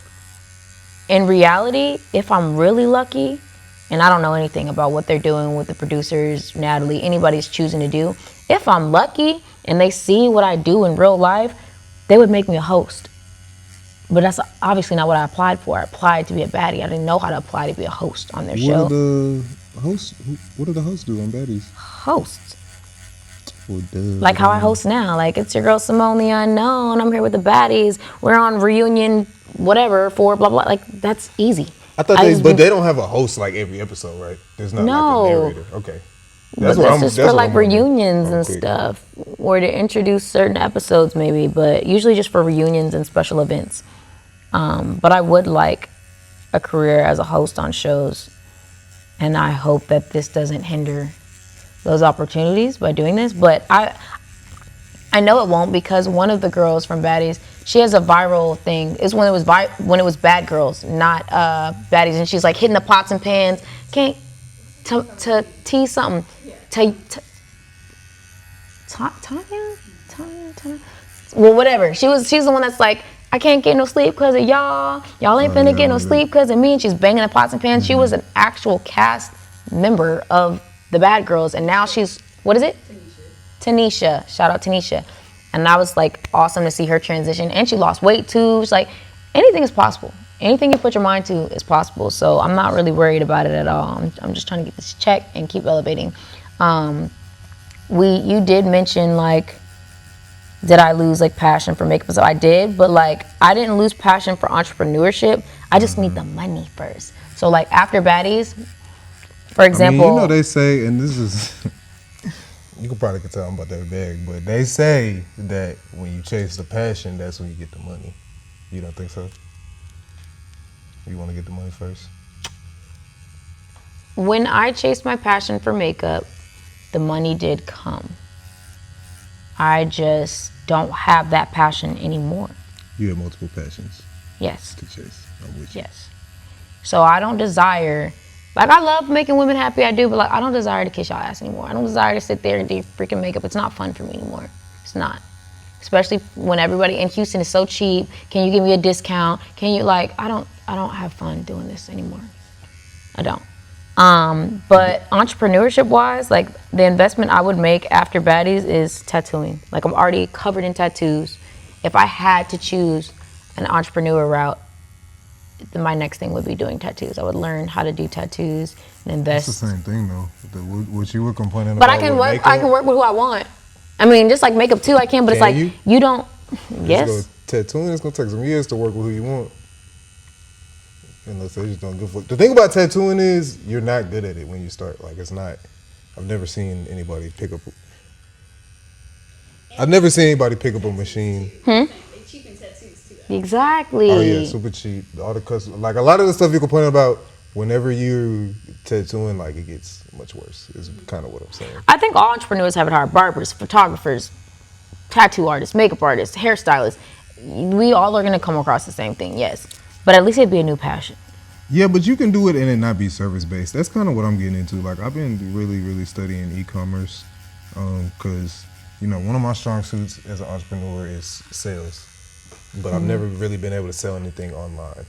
And I feel like that, like, say you're a makeup artist, right? You're a premier SFX artist. You could then sell makeup products or brushes or whatever. God, do you know how long I've been saying I was going to do that and just haven't? Well, that's your fault, but you could do that. I don't and have you a can passion for this step shit. away, but you can step away from all the things that are bothering you. Because it doesn't sound like you don't have a passion. It sounds like you're sick of the BS. 'Cause so look, you could make it. Let me say this. I've been saying this to everyone for years. I don't care how ignorant it sounds. I'm tired. I don't want to work. Any of the jobs that I used to work, you could call me back and I get my job back. I have a good work ethic. I'm just tired. Yeah. Since 19, I've been paying bills and working on, I don't want to do it. I would rather you pay me to fight. I would rather you pay me to act an ass or to show off the BPD that I deal with than have to really work hard. I want to be cute and pretty and get paid for it. You want to transition to the soft life. I feel you. I mean, you could do it. You still got to work though. Everybody works. Still am. Haven't gotten to stop. This shit coming out dope. It is. This is the first tattoo I've gotten below the chest. Oh, wait. Besides one I had from when I was 15. It was a tramp stamp, but that doesn't count. It's like this big. And I'm going to get that covered one day. You got your whole chest tatted, right? I need this part done. But What is that, a rose? yeah. But I have both arm sleeves, and then I need this finished. And then I need this done. And then this is bare. So everything under here is bare. And I have like a fleur-de-lis right here. And that's it. And you're going for like completely covered, right? Mm-hmm. If you would have told me at 11 years old this would be me, I'd be like, you're a liar. I would have been like, yep. I wouldn't have believed you. I always knew I wanted to be like completely covered in tats. I ain't gonna lie. Like from a young age, I was seeing people like completely covered in tats, and I was like, I would have had. Hi guys, it's the booking manager here at Baddies Studios. Books are open now and filling up fast. To get your spot on the schedule, text 346-291-4438. Send in your ideas so we can help curate the perfect session for you. Walk-ins are accepted but not guaranteed. Again, text 346-291-4438 to get your tattoo scheduled today. No idea. Not the way I was raised. I would have had no idea. so you don't feel like that's a good transition. So being that you were raised super in the church and very religious, they didn't have anything against. Do your parents have tattoos? No. My brother doesn't they feel either. Like it's like a sin to. I don't know. I'm at a place I came home with my neck tattoo, and my dad was like, my poor sick child. I said, please get used to it, because I'm like, it's on my neck. You think I'm stopping? Like, I finally had to get to a place, respectfully, where I did not care what my parents. I've always cared. I've always wanted their approval. I've always wanted their support. I had to finally stop caring, especially when I realized I wasn't always going to get it. I wasn't always going to get their approval or their support on things, and basic things in life, you know? I really hope they don't see this. So you said your first tat was 15? Yeah. How often do you get tattooed? I don't know, when I can afford it. I need that money. Like, that's why I This came don't to hurt? No. And I think that's why I do it, to like feel something. Like, I can't speak for everyone with tattoos, but I mean, me personally, I think I'm beautiful, and I would never, for no reason, just put a UFO on my neck. This is a coping mechanism. This is my therapy. I can't jump off a bridge, so I'm gonna do this. So you feel like the tattoo takes away from the beauty though? No, I think it's aesthetically pleasing. I like the way it looks. But I also feel like... Did you ever run into any issues like having your neck completely like that? Because neck and hands, they call those job stoppers. You know what I'm saying? Fuck a job. That's when I Did you knew. ever- but I mean, doing your makeup and having customers, do you feel like you ever had an issue with it? Because, no. This is my job. I own this. No, you can leave. Right. That's when I knew I could do it. When I was for sure like heavy into hustling and grinding as an entrepreneur, I was like, it doesn't matter anymore. Like, my last job before getting my neck tattooed, I was wiping old people's butts. And I bet I could go back to that job with these tattoos. It's like a nursing home? Yeah. I was an assisted living caregiver. So at that point, I just knew, like, I don't have no college degree. And any, like, corporate job I did ever have, I had to know somebody to get it, and I didn't legally qualify to be there, so it became slavery. I was the black woman of the job. Like, it's not even worth it. I'm good. I don't need whatever job won't let me get in because of my tattoos. Kiss my ass. Feel that. I'm good. I'm trying to get this. No, you're good. Like, I don't know. You don't feel like something's wrong with people that, oh, well, you have a bunch of tattoos, so I guess you couldn't admit to that. But that's what I said. I won't speak for everybody, but I don't know. I'm like, the fact that I'm just sitting here getting a needle dug into my skin and I'm just like talking and chatting is like kind of crazy. I don't think so. I think it's one of the, most of the people I know that are like heavily tattooed Are the type of person who is like how we're having this conversation. You're just like, no, I'll tell you what happened. Shit, the bitch said, whereas I know some people that act like what people think heavily tattooed people are, but they don't got no tattoos, so they're kind of like snaky with it. You know what I'm saying? So I just feel like they're more real people, the people that are heavily tattooed, which is not always the case. You know, everybody's different, but that's usually what I find. I don't think it's a problem with it. That being said, I do work in tattoo shops. I'm always around tattoo artists, so I may be desensitized. I might not know. That's fair. Yeah, I really thought this was gonna I think hurt. there's something more wrong with the people who are like, I have 400 tattoos, but nobody knows because I make sure I put it here and here. Right. Like, I think that's weird, Right. personally. But fuck it, get tatted. You trying to get tatted, get tatted. Okay. It ain't really no. The only thing that doesn't make sense to me is when people say that it's like a sin, and I'm just like, how? I felt conviction. Like some mornings I would wake up and look in the mirror and be like, You're a sinner. you really put this on your neck. Like you really, like I had to really, Yeah. I was like, what did I do? I would just stare at myself like, you really covered your neck. And it's like, why did you do that? And you know, I have kids too. So my youngest at the time, I don't even remember how old he was. It was like probably like 2 years ago. Oh, and that's the crazy part. Again, can't speak for everybody. Me personally, early midlife crisis. I got all this 2 years ago. I'm 31. Who does that? So are you regretting your tattoos? No, Is that I'm what we're just getting I'm to? keeping it real that I know why I'm doing it. Like, yes, I find it aesthetically pleasing, but it's like I'm a special effects makeup artist. I could have put fake stuff all over me if I just wanted it for the look, but it's like, no, I want the pain. I want to sit there, go through it, feel that in my skin, and then say I did it. Yeah. But yeah, my son, he was like, Mommy, why'd you do that to your neck? And I'm like, oh, I don't know, sweetie. Like, that was a hard one. It's like, He doesn't give a fuck, right, son. right.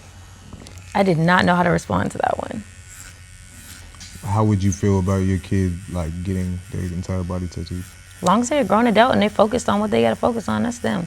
Kind of like, I would not disown my child for any reason. As long as it's not hurting anyone, I don't care. Like, as long as you're an adult, it's really not my business. Like, your sexual orientation, like, why do parents get mad at their kids for being gay? Like, what does that have to do with you? If they're an adult, That's how I feel about I mean, like, tattoos as well, preferably, though. you know, I'd like you to have I have boys, so it's like, preferably, I'd like you to, you know, get married to, and they're both heterosexual children, but it's like, they shouldn't have to worry about stuff like that right now as kids. But as an adult, it's like, you just happen to choose that. That's not my business. So if you decide you want to cover your body in tattoos, again, if I'm not taking care of you, you're not living under my roof asking me for things. Don't ask you for the tattoo money, but Yeah. Got you. Right. You said you from Spring, the Woodlands. I live in the Woodlands, yeah.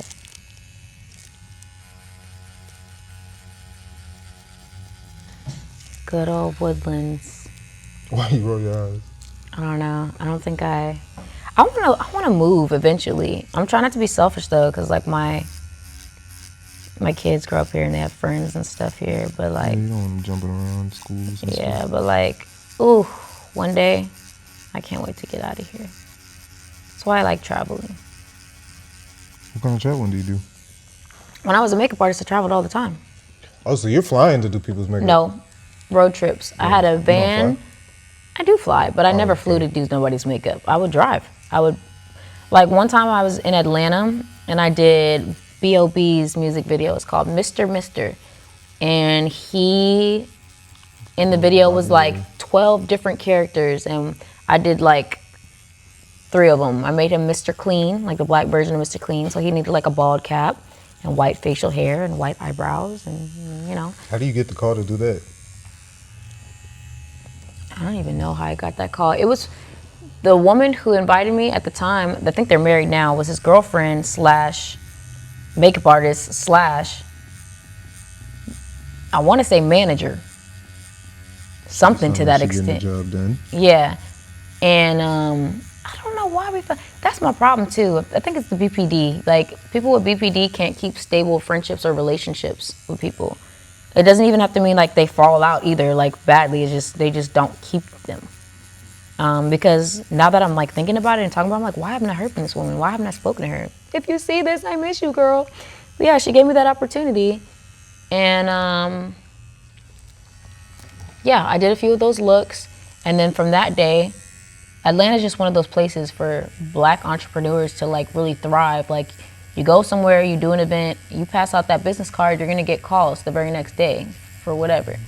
I mean, I guess that's anywhere if you really pass out your business cards. It's well, me personally, I have this theory that business cards don't work, but that's I haven't had to do that in a long topic of time, discussion. But I do think that Atlanta has, like, they say, like, even with the rappers, like how all the rappers work together.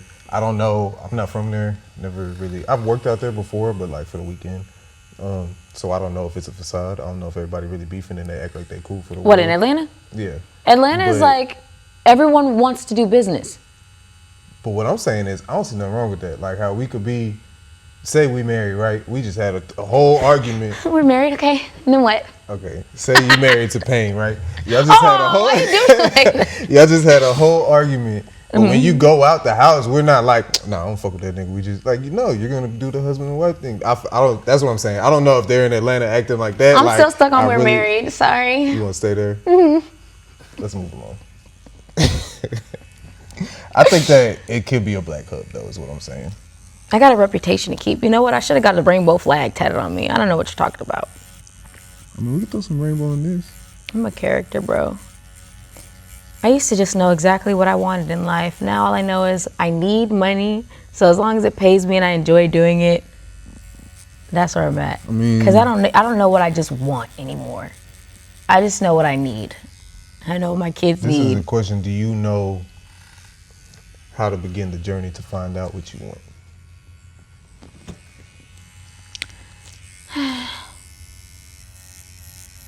Sure. So if you know, then what's stopping you? Nothing's stopping me. I just gotta have patience. Like, I'm waiting on a call now. I went to chase my dreams and didn't care what nobody thought. I didn't care about the fact that I'm a divorcing mother of two, about to go on a show that's predominantly about fighting. I didn't care about anybody's opinion. I didn't care when people were like giving me words of encouragement. I'm like, I don't need your encouragement. Like, respectfully, thank you, but like, I promise I don't need it. I know I got this. I'm good. Like, that's just where my mindset is. And it's a big shift. Like I said, I've always been very, very humble, but like, I'm not anymore. And That show- I don't think. Okay. Go ahead. You don't think what? What were you gonna say? That show comes on like they have like an app, right? Where Yes, they show it? Zeus. Zeus Network, okay. And that's why I don't really watch it now, because like I gotta watch with other people. Like, I'm not paying. Respectfully, I'm not paying for that. Like, I got, you know what I'm saying? I had other priorities, so I was not paying for that. Would you watch it? Would you on it? Yes. And I would have a whole party, and somebody else gonna log into that So account. we gotta watch it too, cause you. Yes. Yes. We're gonna throw the party right here. Nah, but not the baddies part. We got some nice stuff in here. nobody's gonna fight at the premiere of my. I don't know. Some like people be having you fucked up. Yeah, it was, like I said, it was really ghetto. Because there was auditions that I went to, and the very next day I went to her 20v1, and she showed up, Natalie showed up and let us know, like, I'm not here for the love of anything. I'm looking for baddies and bad boys. Same thing, like, cameras didn't even have to be filmed. We were done filming, and like, people just losing, and still nobody tried me. And I was so Oh, mentally so they prepared. just doing it cause she there, type shit. You don't know. Yeah, I just think Why they're you just didn't take off on already. nobody? Maybe it's your Nah, fault. I already got the ticket the day before, so I was like, I'm not finna do nothing. But I was really like, you think I got all dolled up and installed my wig for you to? I wish you would touch me. I'm not a bully. I'm not a bully. All you gotta do is give me a reason, though. And nobody gave me no reason. Well, I was gonna say you went to jail for fighting. So people who went to jail for fighting. It could even be words. Nobody told me nothing crazy. Nobody talked to me crazy. Like, So it could just even give be me a reason to words. finish it. I'm not starting anything. I'm not telling you nothing. I'm not talking to you. I'm not hitting you. Just give me the reason. Nigga said, "How's your day, bitch? What you say?" And what'd you call me? Yeah. You don't think that it's Perpetuating low vibrational. television? No comment. You don't care. Clearly not right now. I mean, the Lord knows my heart. He really does. He knows my pockets too. Yeah. He knows my needs. He knows how hard I've worked. He knows this whole story I've just told y'all. He knows I paid bills. He knows I've given to people. That's the other thing too. It's like I don't really have friends because I'm the popular loner.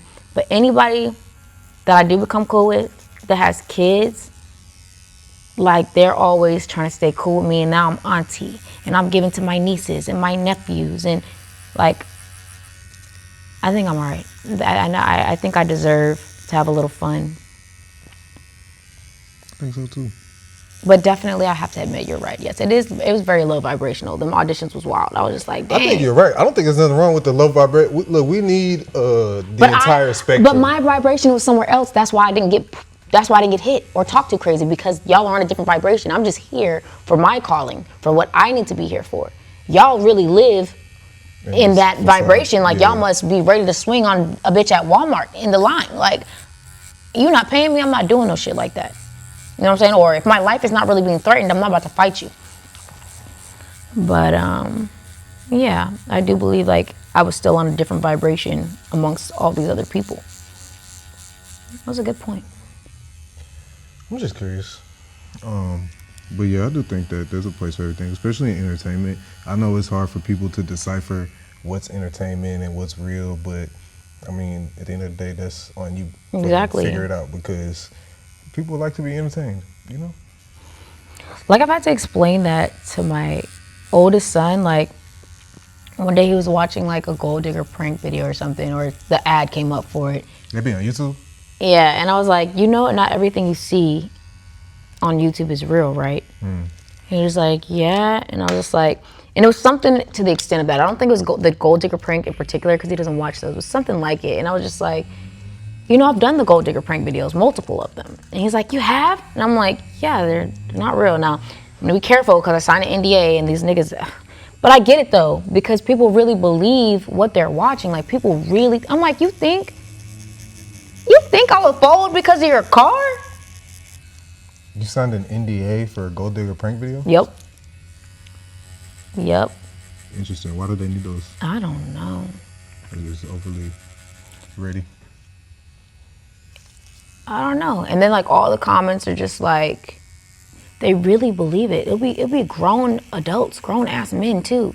Like, oh, Shorty was, or like in my case, they'd be like, well, Shorty was respectful. She tried to tell you. And I'm like, these idiots. Like, this is, you really think this is real? Like, I can understand kids thinking this is real. Like, you really think this is real? They be believing in it. Now They be what's the word? Like getting confirmation because they can, hey Grok, is this real?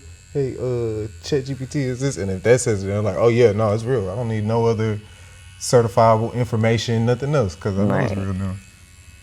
Yeah. Dude, this shit is so hard. It's getting wicked. Yeah, so we gonna keep it black and gray. See that? A little bit of muscle there. A little bit of definition, almost. You getting there? You worked out today? No. No, I did not work out today. You worked out yesterday? When was the last day that you went to the? I gotta look it up. Oh hell no. I gotta look it up. Don't do that, okay?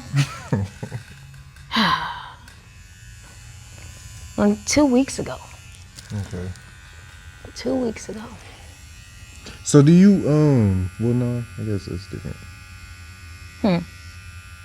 No, I'm just wondering about this surgery. Like, do you ever want to eat and you just physically can't? Like, Yes. You're like, oh, I just want to. So my eyes are literally bigger than my stomach. Yeah. Yeah. You just ordering her food and then can't eat it? Yes. Yes, literally. What's like a... Like a if I'm plate out that with you can someone and I order like a steak with sides, it's like I'm only gonna be able to take a few bites of the steak and a few bites of the sides, and I'm full. It's the You meat. can't even do the whole like a restaurant size plate. It's too much. Damn. And if I do, oh my God, I'm gonna go to sleep, because how did I even manage to fit that in? I don't even remember the last time I've. Yes. I don't even remember the last time I've been. Well, I did too. That's how I was 200 pounds. I love food. But I had to get some sort of control under that. Yeah. So. Does it feel like torturous? Like, has your relationship with it, like, drastically changed? Yeah. Yeah. Like, I think I just have body dysmorphia in general because recently I was like trying to wear my clothes and I realized that I couldn't fit them anymore and they were too tight. And I started to like freak out. But then it hit me and I looked at the tag and I'm like, oh my God, this is a size 0. Like, bitch, you're supposed to be happy right now. Like, but I'm so used to remembering when clothes couldn't fit, like that was a bad thing. But like, I just have to remind myself sometimes, like, you can literally fit extra smalls. Like, you're supposed to be looking forward to gaining weight. So it's just like I don't know. I think I got body dysmorphia for real. I'm just learning to be happy with myself because I'm always going to want to change something. I'm always going to want to fix something, you know? No, I feel that. I feel like with working out, I kind of experience the same things, and I like feel away, or like I look in the mirror and feel like I feel. And to these fucking gyms, bro, with these fake ass mirrors, that's a whole other Stop. thing. Bro, when you at the gym looking in the mirror, it's like, what the fuck is this? Like, you're not even, and then you look in your, anyways.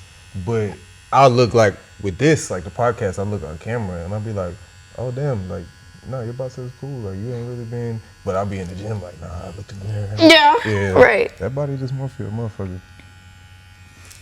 Yeah, I feel kind of scrawny when I look at myself in the mirror as of lately. I just want to tone up really bad. But so is it possible for you to like, because if you can't eat, you can't go to like a gain season. Like, you know what I'm saying? You can't just overly eat 6 meals a day and fucking lift. It's not possible. Yeah. So what's like your goal? Like, look. I want to tone up. Like, this is all soft. There's no muscle here. I mean, flex enough you can see it, but yeah, like I can even see my abs if I flex it enough, but I want them to like really be there. Like, I want to just be toned.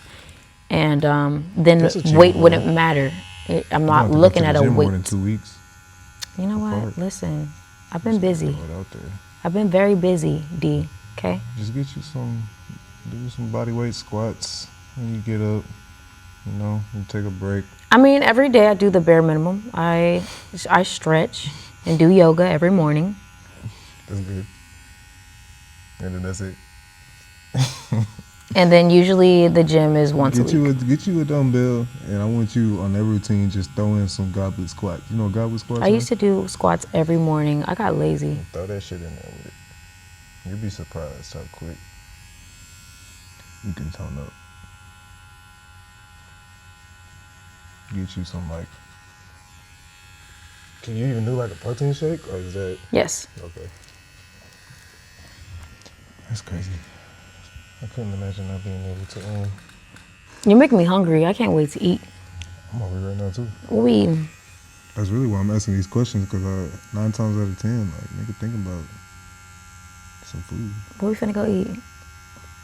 I don't know. Where are you taking me? EBT. Let's go to the grocery store. Get whatever you cleared want. out. Did you go pack up for this Hell alleged winter storm? No, like, no, I'm not a crazy person. No, I think that was absolutely ridiculous. What is wrong with people? You think Big Grocery got their ass? Big HEB got y'all to come clear Look their shelves at off with us. some fake news? I'm a conspiracy theorist. It's a mixture of everything. Like, they tell you to run your water because of the freeze. Like, they got you going crazy with the water bill. They got you going crazy with your grocery money. Like, it's just a joke to me. This whole planet is a joke. I used to think it was just America, but we're all doomed. Might as well just do what you can to enjoy it for real. Is that why you stopped being a vegan?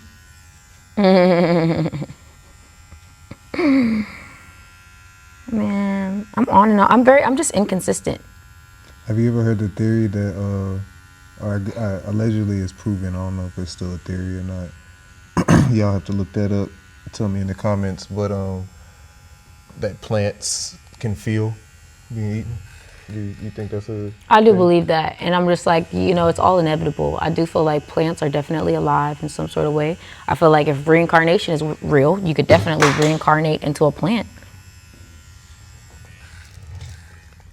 You think you can reincarnate into a plant? Because they're living organisms, allegedly. Yeah. I think it's definitely possible to reincarnate into a tree. And depending on how that tree gets treated, it was your karma. Like if they just chop the tree down, you know? Yeah. And I was just about to say, like, oh, a tree that's beautiful because you get hundreds of years of Depends. life. It depends on what your karma is.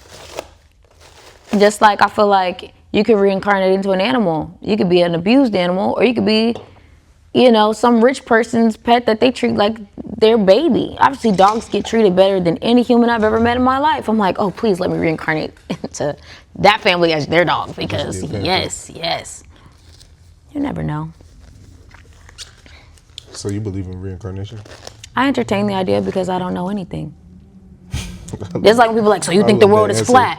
I'm like, no, but I don't make fun of people who do because it's like, I don't even have proof of anything. You expect me to believe we live in this blue-green ball in the middle of nothingness, and I'm not an astronaut. So why would I make fun of somebody that has a belief outside of that? Yeah, I think for me, if you're like super, what's some people that was stuck in space that they just got back? If you ain't one of them, why are we even talking about it? Like, if you're super like, no, the earth is flat because I know for sure. Like, but no, to my like knowledge, said, I don't believe that anybody's even been to space.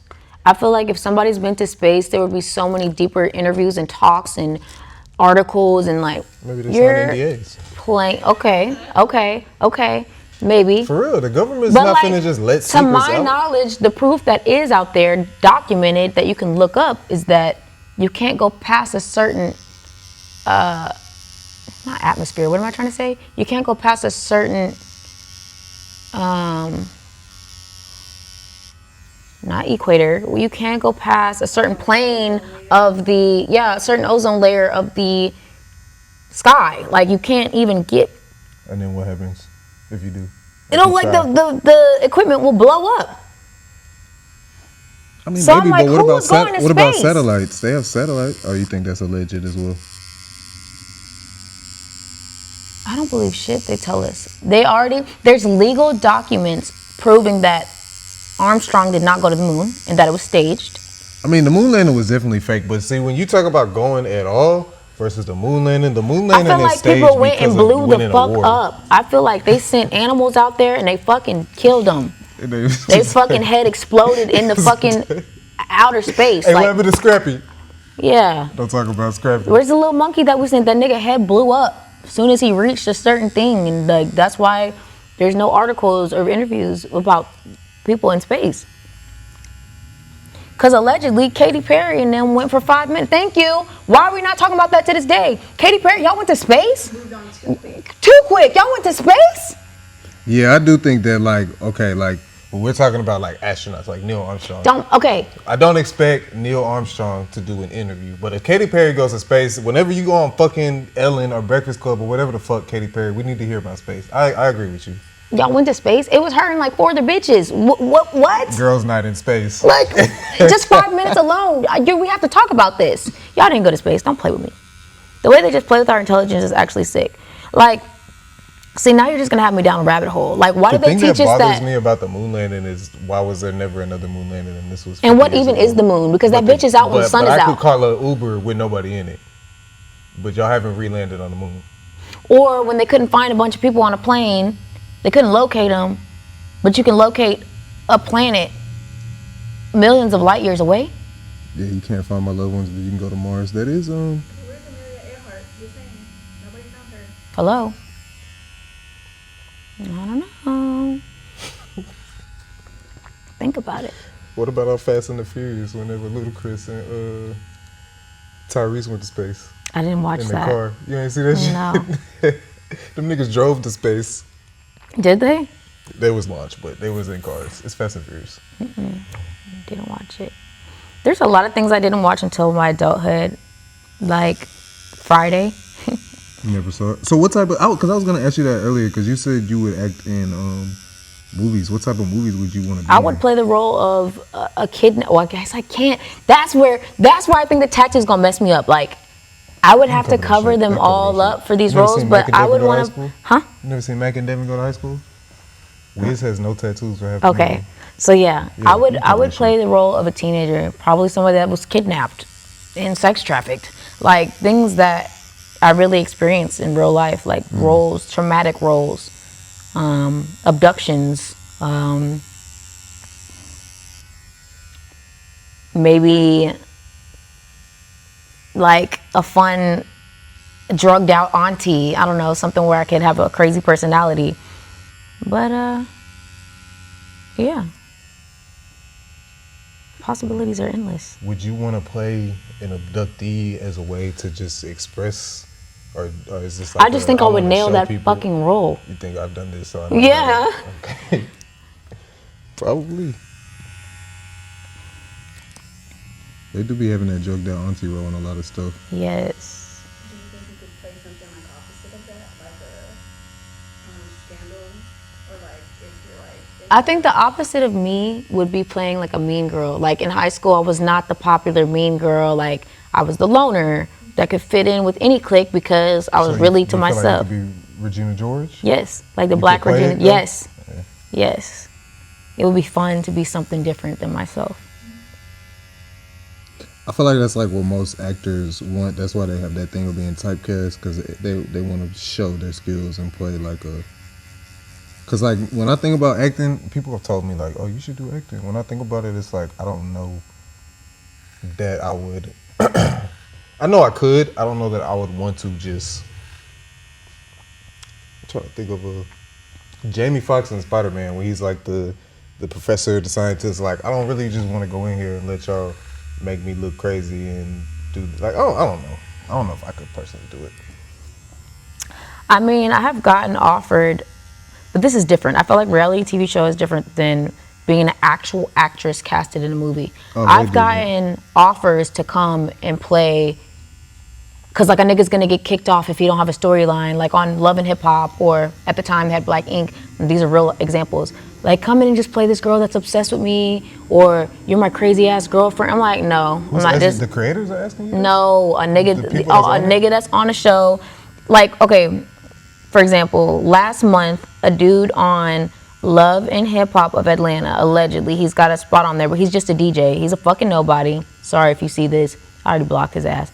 But Well, we didn't block it. Shout out to DJ. DJ Nobody. DJ Hush Hush, right? So DJ Hush Hush was like reaching out to me, asking me if I would play his girlfriend on the show because he needed a storyline. Because it's Love and Hip Hop. You can't be on there by yourself. Yeah, and you don't have a name for yourself and you're a nobody. And I was just like, nah, mainly because the pay wasn't right. And he wasn't paying shit. He's like, well, I don't have it. And da, da, da. I'm like, you're not going to pay me anything to come do this. And then you don't want to give me the producer's information or anything. Like, you're just randomly looking for somebody to come do this. Like, nah, I'm good. Well, what he's going to do is once he has you there, then he's going to pitch it. So that's why he can't say, like, you're going to get paid this or we're going to do it, because you really don't know if you're not involved in the action. Right. Yeah. And then the other time I was in Atlanta years ago as a makeup artist, like I said, and there was opportunities everywhere. And this guy, he was on Black Ink, but he couldn't keep his position if he didn't have a storyline. So he told me I was going to have to come into the shop. Black Ink Atlanta? Yes. He told me I was going to have to come into the shop, act like I was obsessed with him. And he was going to act like, man, I just met that girl one time. I don't even know her like that. And I'm supposed to be like, yes, you do. You know me. Like, what the fuck? Like, I'm like, nah, no. Like, everybody got a price and they wasn't talking it. So, no thanks. So your only problem with these two is that they ain't had the money. Get your money up. Yeah. Cause I'm really like that. I'm crazy for How real. is Like, that? I'm about I to don't act, think that but like, you gotta pay me. I mean, I just don't think that's a good idea. There's no longevity. First of all, this is one episode, so they're just gonna kick you off after. Well, I would have stayed on because I was supposed to be Now y'all obsessed in with love? him. No, I'm obsessed. keep I'm popping up obsessive. and stalking I will him. not leave the shop. That's his storyline for him to stay. Every episode, you Yes. just, like an episode And of Martin. then that would probably got me in a fight with the other bitches. Would have got my ass beat. Probably jumped. Like, and at the time I wasn't trying to fight like I am now. So who knows? Well, Black Ink Atlanta wasn't really, the biggest Black Ink. Anyways, my thing with Black Ink is they ain't never tatting on there. You said they're not? Never tatting. Exactly. That's why they needed storylines. Yeah, when I was trying to learn how to, they need to tat. Maybe they'll see some better storylines if they do some tatting. When I was trying to learn how to tattoo, I'm looking for anything. It's not like it is now with YouTube. It's like all the information. And so I'm watching Black Ink and I'm like, where's the tats? I'm trying to learn how Yeah. to tat. With somebody tatting it, they probably tatted like twice on the whole fucking black ink. Mm-hmm. That shit used to agitate me so bad.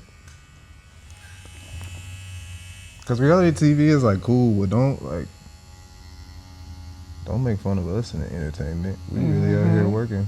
And now I feel like that made it a thing to where like they don't even expect black tattoo artists. People come here getting tattooed like, oh, do you have any Hennessy? You got any, you know? Right. Right. Black ink, bro. You finna get tattooed. You finna go home, gang. What are we doing? So you don't have any Hennessy? I'm I just don't kidding. have I'm any just kidding. Hennessy. I'm kidding. We don't got no Hennessy, no goose, no hookah. Nothing. He said, None this of is that. a We place got of some needles business. and ink. Oh God. It's my establishment where we give tattoos, and that is all. And piercings. And piercings. And supplies. Shout out to the sponsor, man. Nice. BPTattooSupply.com. Get you this whole setup here. Okay. For my first investment. That's where I'm going to go. Yeah. Okay. But we had a fake skin, so you have to touch your legs up. And will. I know a lot of girls, especially, I know men too that do it, but like a lot of girls, that's how they started. Just tattooing themselves. Yeah, tattooing is a long journey. I would definitely be playing right on this whole leg before I even thought I was anywhere close to being ready. Like I would definitely learn to do it on myself. A lot of people quitting right now, so there might be some openings for you. You might be able to figure it out. I just seen a post yesterday. This guy talking about going back to my 9 to 5. Damn, it'd After be like 2 years that. of tatting. You ain't even try, gang. 2 years. It'd be like that. Shit, I can't believe how many times I went back to a 9 to 5 after having good clientele with makeup. Yeah, I mean, Craziness. when you got kids, I understand, But you're right though. It's really about not giving up on yourself and really trying. Like you didn't even try. Like, yeah, you can't give up. and that's why, like, when you're saying, like, you have the clients and you're like, oh, I'm at work, and they're like, work, because it's like, What are you how talking much about? can you Right. really be putting into me if you have, like, a whole other job or Right. into your craft or whatever? You look like you're not as good as a person who doesn't work and they only do that. Yeah. Tattooing is great. I love it. Shout out to tattooing.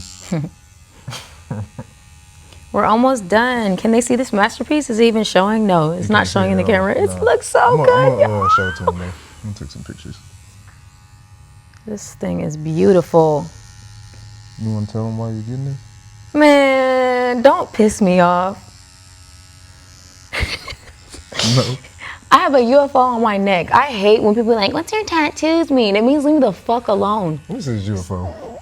Which side is it even on? I don't even know. yeah, I just you know really it's there. UFO. Like, some of my tattoos do have deep meanings, but I don't want to sit here and talk about it with you. Not you.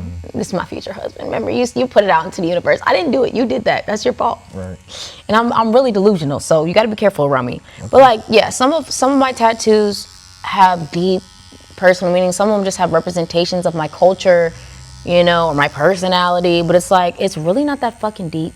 I want my body covered in ink. So this is my first just like splurge tattoo. Well, believe it or not, out of all the tattoos on my body, this one is my first like splurge tattoo. If I wanted to like be all deep with it and say like the meaning of it, I'm like, well, she's goth and I'm kind of goth sometimes, and like the thing in her hand is a fucking weapon because I tried to apply for the military and I didn't go. Fuck your life. Like, mind your business. Don't fucking ask people what their tattoos are about. Like, just Well, I will say I it did looks kind of, nice. having not have met you yet, I did kind of try to give the Hello Kitty a vibe that I felt like. And I love you for that. I appreciate that very much. But I also agree with you. Somebody's getting tatted in here the other day, and he was like, they was joking, and they was like, oh, now you're going to have to tell people this when that's what you're tat. And I was like, no, tell them to shut their ass up. Yeah, Talk about like, your why are you tattoo that's on asking me you. about my... Oh, I hate that. Or when people are like all up on me, like, what's this one? Like, I didn't get them for that. My tattoo that's on my body? Even my own parents the other day were pressing me about one of them. Is this new? I'm like, there's a UFO on my neck. Why does it matter? Like, That's your go-to. That's the my UFO on the go-to. neck. There's a UFO on my neck. Do you think I give a fuck? I got like a Lambo or Ferrari on my arm. Like, When it's did not you get that the deep. UFO on your neck? 2 years ago. In your quarter life crisis. Mm-hmm. Where did you get it at? You got it in Houston? So I hope he sees this. I was with this nigga. God. The tattoo artist is who you were with? No. Oh, okay. So, don't piss me off, okay? So I was with this guy, and he was just love bombing. How I usually end up with men. Ever since, if they weren't anybody after being married, I was love bombed because I didn't even really like men for real like that. Like, I am only attracted to men that give off they don't actually want me, which is why I keep messing with you. Because men that really do want me, I don't like. I don't. Which is So how probably are a you mental illness or susceptible something. to love bombing if...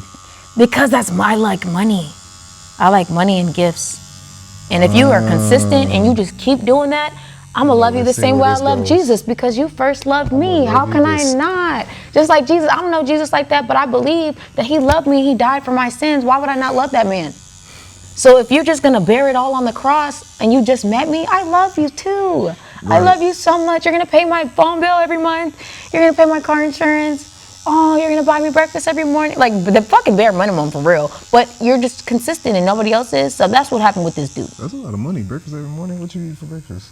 Not a lot. That too. And then they realized Fair that. enough. They I realized only I don't gotta eat a buy lot. 3 bites. No, deadass. One That's donut. real. I don't even really gotta buy you breakfast. I can just buy me breakfast and then Exactly. give me a little bowl. We go together, y'all. It's official. You see, he said it. Give me a little bowl. But give me a literally, little 3 that's bites. that's how they be thinking too. Like, So these Jesus, are Jesus, efficient Jesus. men. Yeah. So I was with him, and long story short, he had somebody come to his apartment, and they were gonna do his tattoo, and I really was trying to scare him off. The tattoo artist? No, the man that dude? was dating me, my boyfriend. God. Oh, you were trying to hit him with the. Yeah, I was like, so if I get my don't you want neck- to break up with me? I was like, what if I get a pyramid right here with the UFO on the side? He was like, if you want to. I was like, you're not gonna think anything of that? Like, you're not gonna think I'm crazy? Like, no. Because he was getting like a pyramid on his arm. Oh, With so like- they match. And I was like, what if I get it right in the center of my neck? He was like, if that's what you want. And I was like, you're gonna pay for that. He's like, if that's what you want. I was like, I do. So that's why it was so bad. Like, My good brother, you a solid, you a solid one. I miss him. He still hits me up to this day, but it's really offensive because he's like basically just trying to buy me and not even be with me. And I'm like, I'm not a prostitute. Thanks. No thanks. Well, y'all mentioned Ted's. Nah, we technically do. I hope you don't see this. So he didn't say yes or no. He said, if that's what you want. And Yep. you said, I'm going to do it because you figured that it would. And it was so bad that I had walked around with just the outline. If you scroll down from my reels, you'll see I walked around with just the outline of the pyramid and the 'Cause it hurt? UFO for a long time. I think he didn't want to pay for it anymore after that. I can't remember, but it did hurt. It did hurt. Was it hourly? What you mean? We were just, the person was only coming to his house to do his. So I was just thrown in the mix. Like, So did the tattoo artist not get paid for your tattoo? he did. But he would have to paid pay a for portion. all this. He only paid him to give me the pyramid and the UFO. And I walked So around at like that first for you just said weeks. that. Yes. Weeks is not that long. You got at least Probably weeks months. to let it heal. Okay. Probably that's bad. But that's not the look you wanted. You wanted the full thing. Of course. So I was walking around looking great. But I didn't even care. I was going through a crisis, bro. I was going through a crisis. Oh.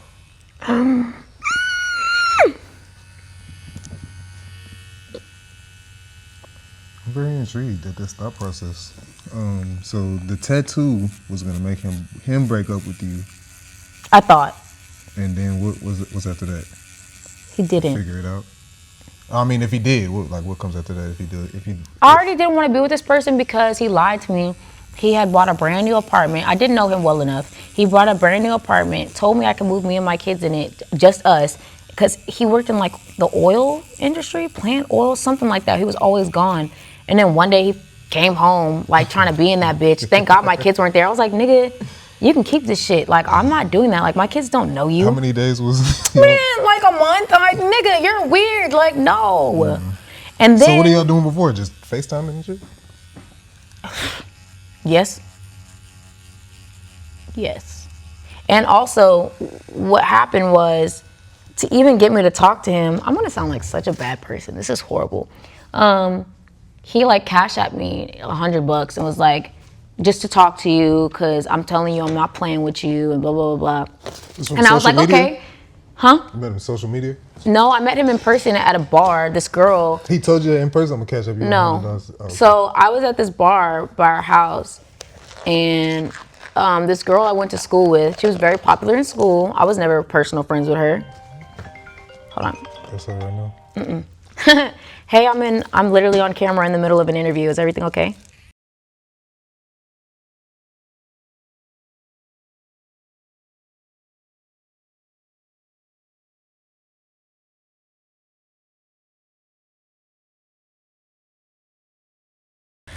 Well, I have to make a call as soon as we're done. We're almost done now. Yeah, but long story short, she goes, "This is so and so," and like the way she said it was like, ugh, like he's forcing her. Like he asked her to introduce him, and she's like, "Y'all should talk," and then just walks off. And I'm like, Without me. Y'all should talk yeah. without me. And so I just shook his hand. I'm like, "Hi, what's your name?" And he's like, whatever his name was. And I'm like, okay. And I did get his number, and I walked the fuck away. And then ever since then, he was like blowing me up, texting me, and I wouldn't talk to him. And then finally I got like irritated one day. I was like, I have 2 kids. Like, I'm a divorcee mother of 2. My favorite line, like, I'm busy. Like, I don't want to talk. And I was like, and I barely like niggas. Like, I don't date men. Like, please leave me the fuck alone. And instead of him having some balls and being like, bitch, fuck you, he sent me some money to talk to me. And that's why I say, when niggas love bomb, that works for me. Sounds like a problem solver, because you was like, I got 2 kids, I don't got the time or the money because I'm trying But to then get he money. lied. It was all a facade. Like, Yeah. the nigga tried to move me in with him. Like, it's just too much. We need a part 2. Like, I'm done. I'm off this. Too much reminiscing today. Is there anything you want to talk about? This your first time doing an interview? This is my first real interview. Thank you. Yes, I've been on like some quick little radio appearances with like the Pat and like some other people, but like this is my first actual interview. So we're at the end of it. If they got through however long it's been, 2 hours. No Then way. they fucking with you, right? So what do you want those people to know? They got to I want y'all to know, I hope you reach full maximum abundance in life. May you just prosper, and you will too, tenfold. And keep watching me and my journey. You won't regret it. This ain't even the beginning. I've been started. Like we're about 20% in. No, 50% into the journey of like stardom, of fame and riches and wealth. So if you're into that kind of thing, stay tuned. If you're into watching people blow up and get their success, you're watching the right person. And I appreciate you. How can they watch you? Besides Oh yeah, Baddies? you guys can find me on Instagram at Simone the Unknown. Simone is with an I, SIMONETHEUNKNOWN. Simone the Unknown. You use Instagram the most? I'm always on Instagram. You're not fucking with TikTok? I need to make a TikTok, and everyone's You don't telling have me one that. at all? No. Oh man, that's how you get the people to know. I don't have TikTok anymore. I don't have YouTube. Long story short, I'm locked out of like emails and things like that. I just have to rebrand. I have to restart, okay? But if you're watching and you feel that way too, that I need to do this, then get on Instagram and tell me that. Put it in the comments. Yeah, put it in these comments. I was just gonna say because TikTok has like the best like discovery, because at this point, you know, we gotta find the people who want to see what Simone got to say, and TikTok kind of makes it easier to find those people, I feel like. But I mean, what do I know? My TikTok is not jumping. TikTok don't like me. Really? We could change that. Been trying. People like controversial things, you know? You trying to pull up to the shop and act like he's talking? I told you, you're my husband. I have everybody tuned in. I'm starting to see why he wanted you to play this role. I'm good for it. I'm very good for it. I play all day. I just feel like, I don't know, like, do you think that that's like a real way? Like, you know, when people be having like the fake social media relationships, like they're making all YouTube videos. I was willing to sitting in do the that. car. I was willing to do that because everything is so fake. Everybody is so damn fake. It's so easy, and I just want some money. So it's like, and I do you don't think it feel like I'm actually ever gonna works, get love anyway. So that would be, I could do that. I could be fake with somebody because I've watched people be fake with me and waste my fucking time. Well, we're almost done, so we won't unpack that today. But do you feel like that actually works? Like for the Couples? Yeah. Of course. Oh, okay. They might literally resent each other in real life after having to do all that and pretend they love each other. I'm sure them people hate each other's fucking guts for real. But especially when it's that fake and there's no depth behind it other than they're just doing this for money and they're literally pretending to be a happy, loving couple. I'm sure those people resent each other. I mean, maybe not. If they only do it on camera and they're just good friends or whatever. Imagine getting tired of it though, but y'all still need the money. Imagine being like, damn. Break up. Make more money. True. What's that one couple that just broke up? Kai. Everybody on there. It's like a TikTok. This is so cool. You haven't seen it? It's like, bruh, they got divorced. I was seeing these two names everywhere. I can't remember their names, but they got divorced. Man, it's the dude. The girl be like making TikToks and she be messing with him, like doing this to my whatever. Anyway, they just broke up, and I feel like I didn't really see about it before they broke up. That was the point of what I was saying. Yeah. I started to do that with somebody, but then I realized the pressure was on. To this day, I'm not going to say their name. I made a few reels with someone, and people bring him up to this day. And then he'll use me for clout, too. Like, our old videos. But it can't when they have a real girlfriend in real life. That's the problem. Or they're just, like, not honest about it. Ugh. We were just trying to do this, like, fake boyfriend-girlfriend thing. And it was, like, immediate engagement. People, especially with me, because I never post a boyfriend or a girlfriend. So people were, and at the time, I really was like on a man hate like spree, like, don't talk to me if you're a nigga, I wouldn't even give you a chance, da da da da. And so everybody was like, oh, I thought you were gay, and da da da da, and who is this? And like people were just nosy, you know? But yeah, in real life, he has a baby mama, and that baby mama's damn near his girlfriend or whatever. She wasn't having it. She wasn't gonna tell me shit, but I'm sure it was affecting his situation, but yeah. And then I remember everybody's just like, your boyfriend, and it started to annoy me because I'm like, it's not my boyfriend, but I'm like, oh right, these people are your audience. And then like you can't tell nobody for real because they gonna tell people. Right. So we didn't continue it out. Yeah. I know a lot of people do that though. I just was curious because I feel like it don't really work for real. But I mean, shit, what do I know? Yeah, it was fun while it lasted the first 2 days. Everybody was eating it up. And then he went back to his girl. And yeah, it was kind of weird after that. But nobody would let it go. Everybody always was asking me about my boyfriend. Just like, y'all, please stop. It's like people will believe anything. Oh, yeah, for sure. Yeah, with that, I was talking about the Adam 22 thing earlier. He actually fought the dude, so like, you know, they do porn or whatever. And then he ended up letting her do a scene, I think, without him, which is another dude. And then that became a big thing, like, oh, he's a cook, he let his wife, da da da da da. And then he just fought that dude, like for her type thing. And so like, and I don't think that's real. There's no way. And he lost. Yeah, bad. Oh God.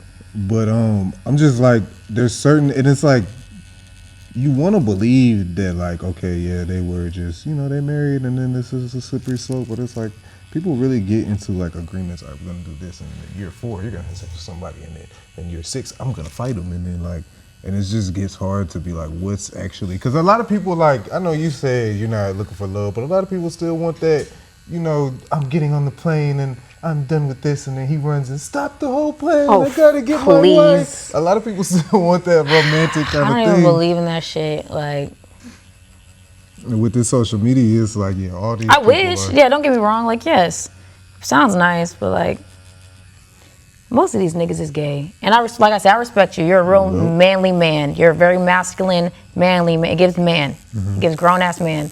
But a lot of these niggas, they dress for the male gays. They fuck bitches just to tell these other niggas they fucked the bitch. Like, they're gay. They do everything to please men. Like, these men are all DL. Not all, just a lot. You know what I'm saying? So, I don't see it. They just want to be gay. I like real gay men. Like, you I'm need to- more you need to be attracted to outward with openly gay men. I kid you not, because it turns me on that a real man living in his truth. Oh, and he just doesn't give a fuck. He doesn't give a fuck what anybody thinks. Yes, sweetie, I love That's the that. dance they be doing with that. I love those kind of men because you are open with who you are and you don't care. It's the DL ones that make me very uncomfortable. Got you. You don't want to be lied to. Yeah. Feel that. Is it okay with you if I make this bow pink? Okay. Or you want to keep it black and gray? No, keep going. Okay.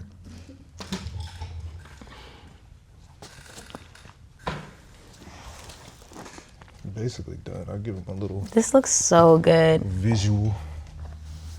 You gave me my first leg tattoo. Oh, that burns. This is just green soap. Is Hold on it? a second. Yeah, appreciate you letting me touch you. Yes. Tap me or touch me? Tell us this great story. Tat or touch? Appreciate you letting me touch you. And tell us this great story about, this courageous. Was I your adventure you've favorite? been on. My favorite what? Client. Every time I get a new client, It's I the get a best. new tattoo, they're my new favorite. Right. So, yeah. You guys heard that? You heard it here first. Oh, this looks so good.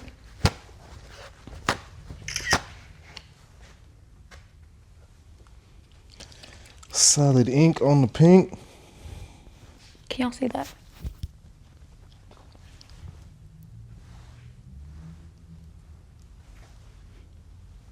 Look at the detail. I was gonna do some white, but I don't feel like it really needs too much. Still do some. Come on, we gotta go use the EBT. What about the crew? You got enough? We for the got, crew? I got, yeah, EBT, Okay. snacks. That's all I got, but yeah, I got enough. You know we're supposed to stay off these roads in this inclement weather. Nah, for real. You guys be safe out there. How soon are you even airing this? Oh, this shit gonna be out fucking tomorrow. The ice will I don't definitely be gone playing. by tomorrow. I mean, maybe it's because I don't come from like that, Hollywood audition and do all this type of shit. But I just feel like put the content out. Why are we waiting? I did an interview like almost 3 months ago now. It's still not out. Like, what are we waiting for? Dang. Okay, I do need to make this call though, cause she said whatever it is, they're fine now. But I'm like, what happened? Well, this is gonna take just a couple seconds. Okay.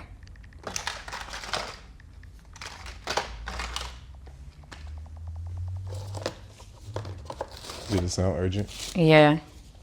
And she's trying not to make me freak out while I'm in the middle of something, cause she said, "Oh, everything's fine now." I'm like, what happened? Let me just do this real quick. Because, yeah, everything is fine now. It does sound a little... I'm like, what do you mean? Shout out, Mima. Love you. You're the best. Holding it down for me.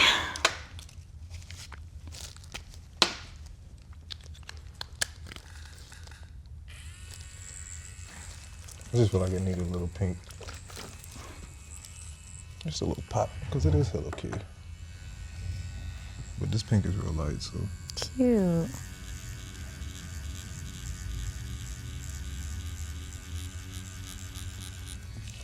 Dang, is it really gonna look like that? Kinda, Softer. yeah.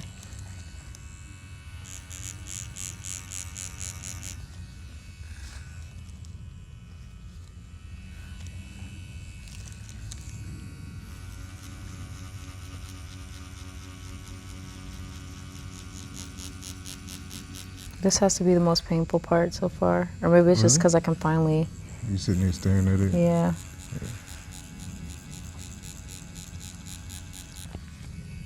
Probably. Ew, A lot of it's people say, like, bloody. different colors are the same. Yeah, so whenever it's like a light color, You can see like the fucking blood seeping. Ew. Do you like your meat bloody? Like if you order a steak? I'll order a nice little medium. I don't want it like dripping blood. don't want it like mooing. rare. Yeah, nah. But I'll get a nice little medium. It's hard for me to cook them like that though. So perfectly. You just gotta leave it. medium. Someone taught me you gotta broil them. I think I just gotta turn it down. I be, you be seeing they be talking about the young hoes cooking everything on high. That's me. I'm cooking it on high. I think I just gotta let it simmer a little bit. Yeah. I'm like, oh, man, if I'm cooking, I'm hungry right now. Like, let's be Right? honest. No, for real. Same. If I'm cooking, I'm starving. But yeah, bloody steaks is a lot. The beau is giving bloody steak right now. I can see it.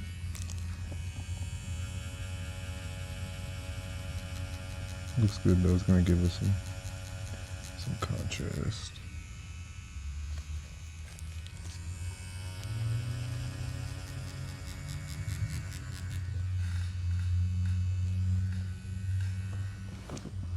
So you ready for baddies, huh?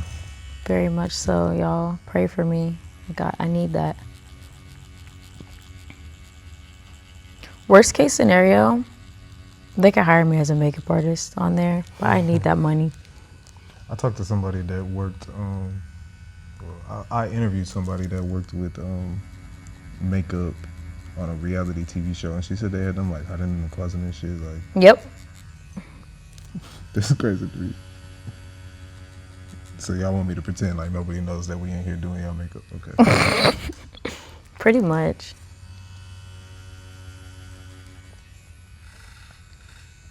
I'm just like, how reality is it? Like, cause you know they, like you said, bro wanted to come in and give a storyline. So I mean, it's as real as it can be. It's like the fighting is real. You know what I'm saying? Right. The arguments are real.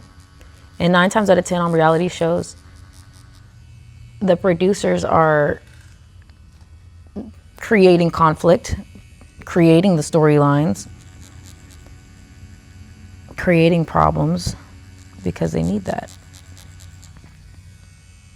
they're like, no, she really cheated with that other girl, man. Right. Yeah, that makes sense. I don't know how that shit. I guess it was what, the real world Yep. when reality TV games will be. You used to Yep. watch that? Nah. I saw a few episodes. It was when Bad Girls came out that I was really into reality TV. Or one of my guilty pleasures that I was always trying to sneak and watch was that Playboy Mansion show, Girls Next Door. What is this?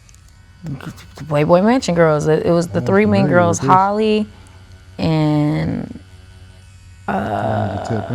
yeah, it's old now, obviously. But, you know, it was the best way to get some action. If you're a gay little girl trying to see some titties, they were censored, but it was still cool to I me. was almost there.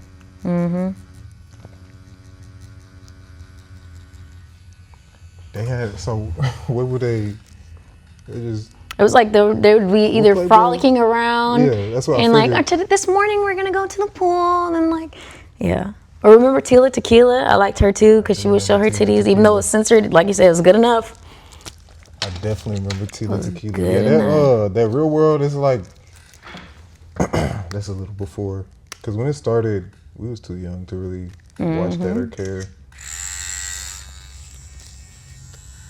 But yeah, them early 2000s are like Flavor of Love. I watched that. I know you did. No business watching it, but I did. Who was your favorite one? Tiffany. What do they call her? New York. New York? Bitch, did you just spit on me? Oh, I was like, right, beat her ass. I used to watch that just because of groupthink, I guess. But I always was just like, Me, I could watch anything. I got a lot of sisters. They be picking. I just could watch it. But I used to just be like, why is this a show? You like scary movies? I don't. Boo. Yeah, I'm not a horror person. I will say this much. I like scary movies, but most of them are not scary, so it's like, I'm They don't scare bored. you. But like, if I can like find a really good scary movie, I'm like, damn, that was a good one. Like what? Silent Hill was pretty good to me. It was creepy more than anything. Did you? What's that about? They had this big old like, so this woman and her daughter get lost in like this land, and they're really like dead. Y'all haven't seen it? Silent Hill? Was it scary to y'all? Out of all the movies I've seen, scary movies, I'm like, that was a decently scary movie. Like, it gave me like the creeps. Like when the big pyramid dude comes out of nowhere, I'm like, oh shit. Like, I wasn't expecting that. Or like the little nurse things in the hallway. Like, that was good. Because I mean, most scary movies aren't really scary. Yeah. But I give that one a 9 out of 10 for scary. What's the worst one in your opinion? I haven't really seen any other scary movies other than that I can remember. You only Because they're not seen really one? scary. Well, What are your hobbies? You read? yes, I like to read, I like to write, I like to paint. And watch one singular scary movie. And hope think we to did. find another scary movie. I mean, there's One day in hundreds life. of movies out there. They don't be scary. I've watched them. They suck. Oh, you mean one that's actually Scary. I've seen a bunch of scary movies, Oh. but they're not scary. What? So, Like The Exorcist isn't scary. It's stupid. But then again, that was made like back when shit like that was scary to people. But to see it now, it's like Depends on that's what not you believe. scary. True. It burns. I'm trying to think if I've seen a scary movie that. You know what scared me when I was a little kid? What's it called? House of Wax? Or something, Kim? Yeah, that sounds I familiar. must have seen a piece of that when the babysitter I'm supposed to be sleeping. I'm looking through boy, it fucked me up. I Like said, hell it. nah. It is not really scary. It? You scared? Do you think that's scary? I think my trauma with it is that the first time I ever seen it, I was locked in a dark room. Like everyone had ran out the room and they locked me in there. Yeah, that's scary. It turned That out is it? traumatic. It was adults or it was, It was other kids? Like we were all supposed to be watching it. And it was That's traumatic. Yeah, so that's my trauma. That's not cool. It is scary me. Yeah, that would be scary to me too if it was done that way. I Am I done? think so. Take a little video. Oh yeah, that's hard.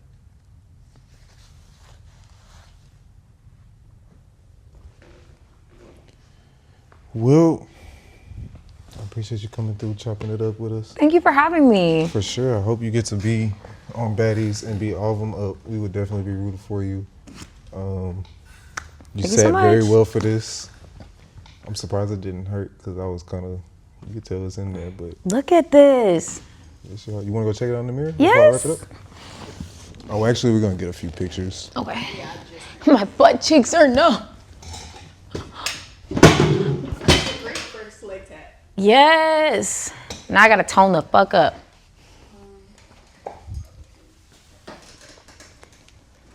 She's gonna be so swollen. Look at it.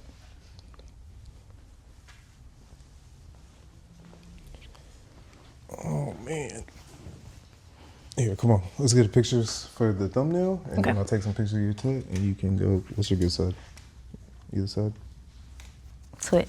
Switch sides. And then we'll get you out of here. Okay.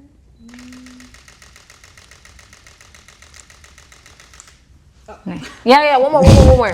Come on. Sorry, I gotta hurry up. I want the last little juice. There we go. It's about to die. Okay.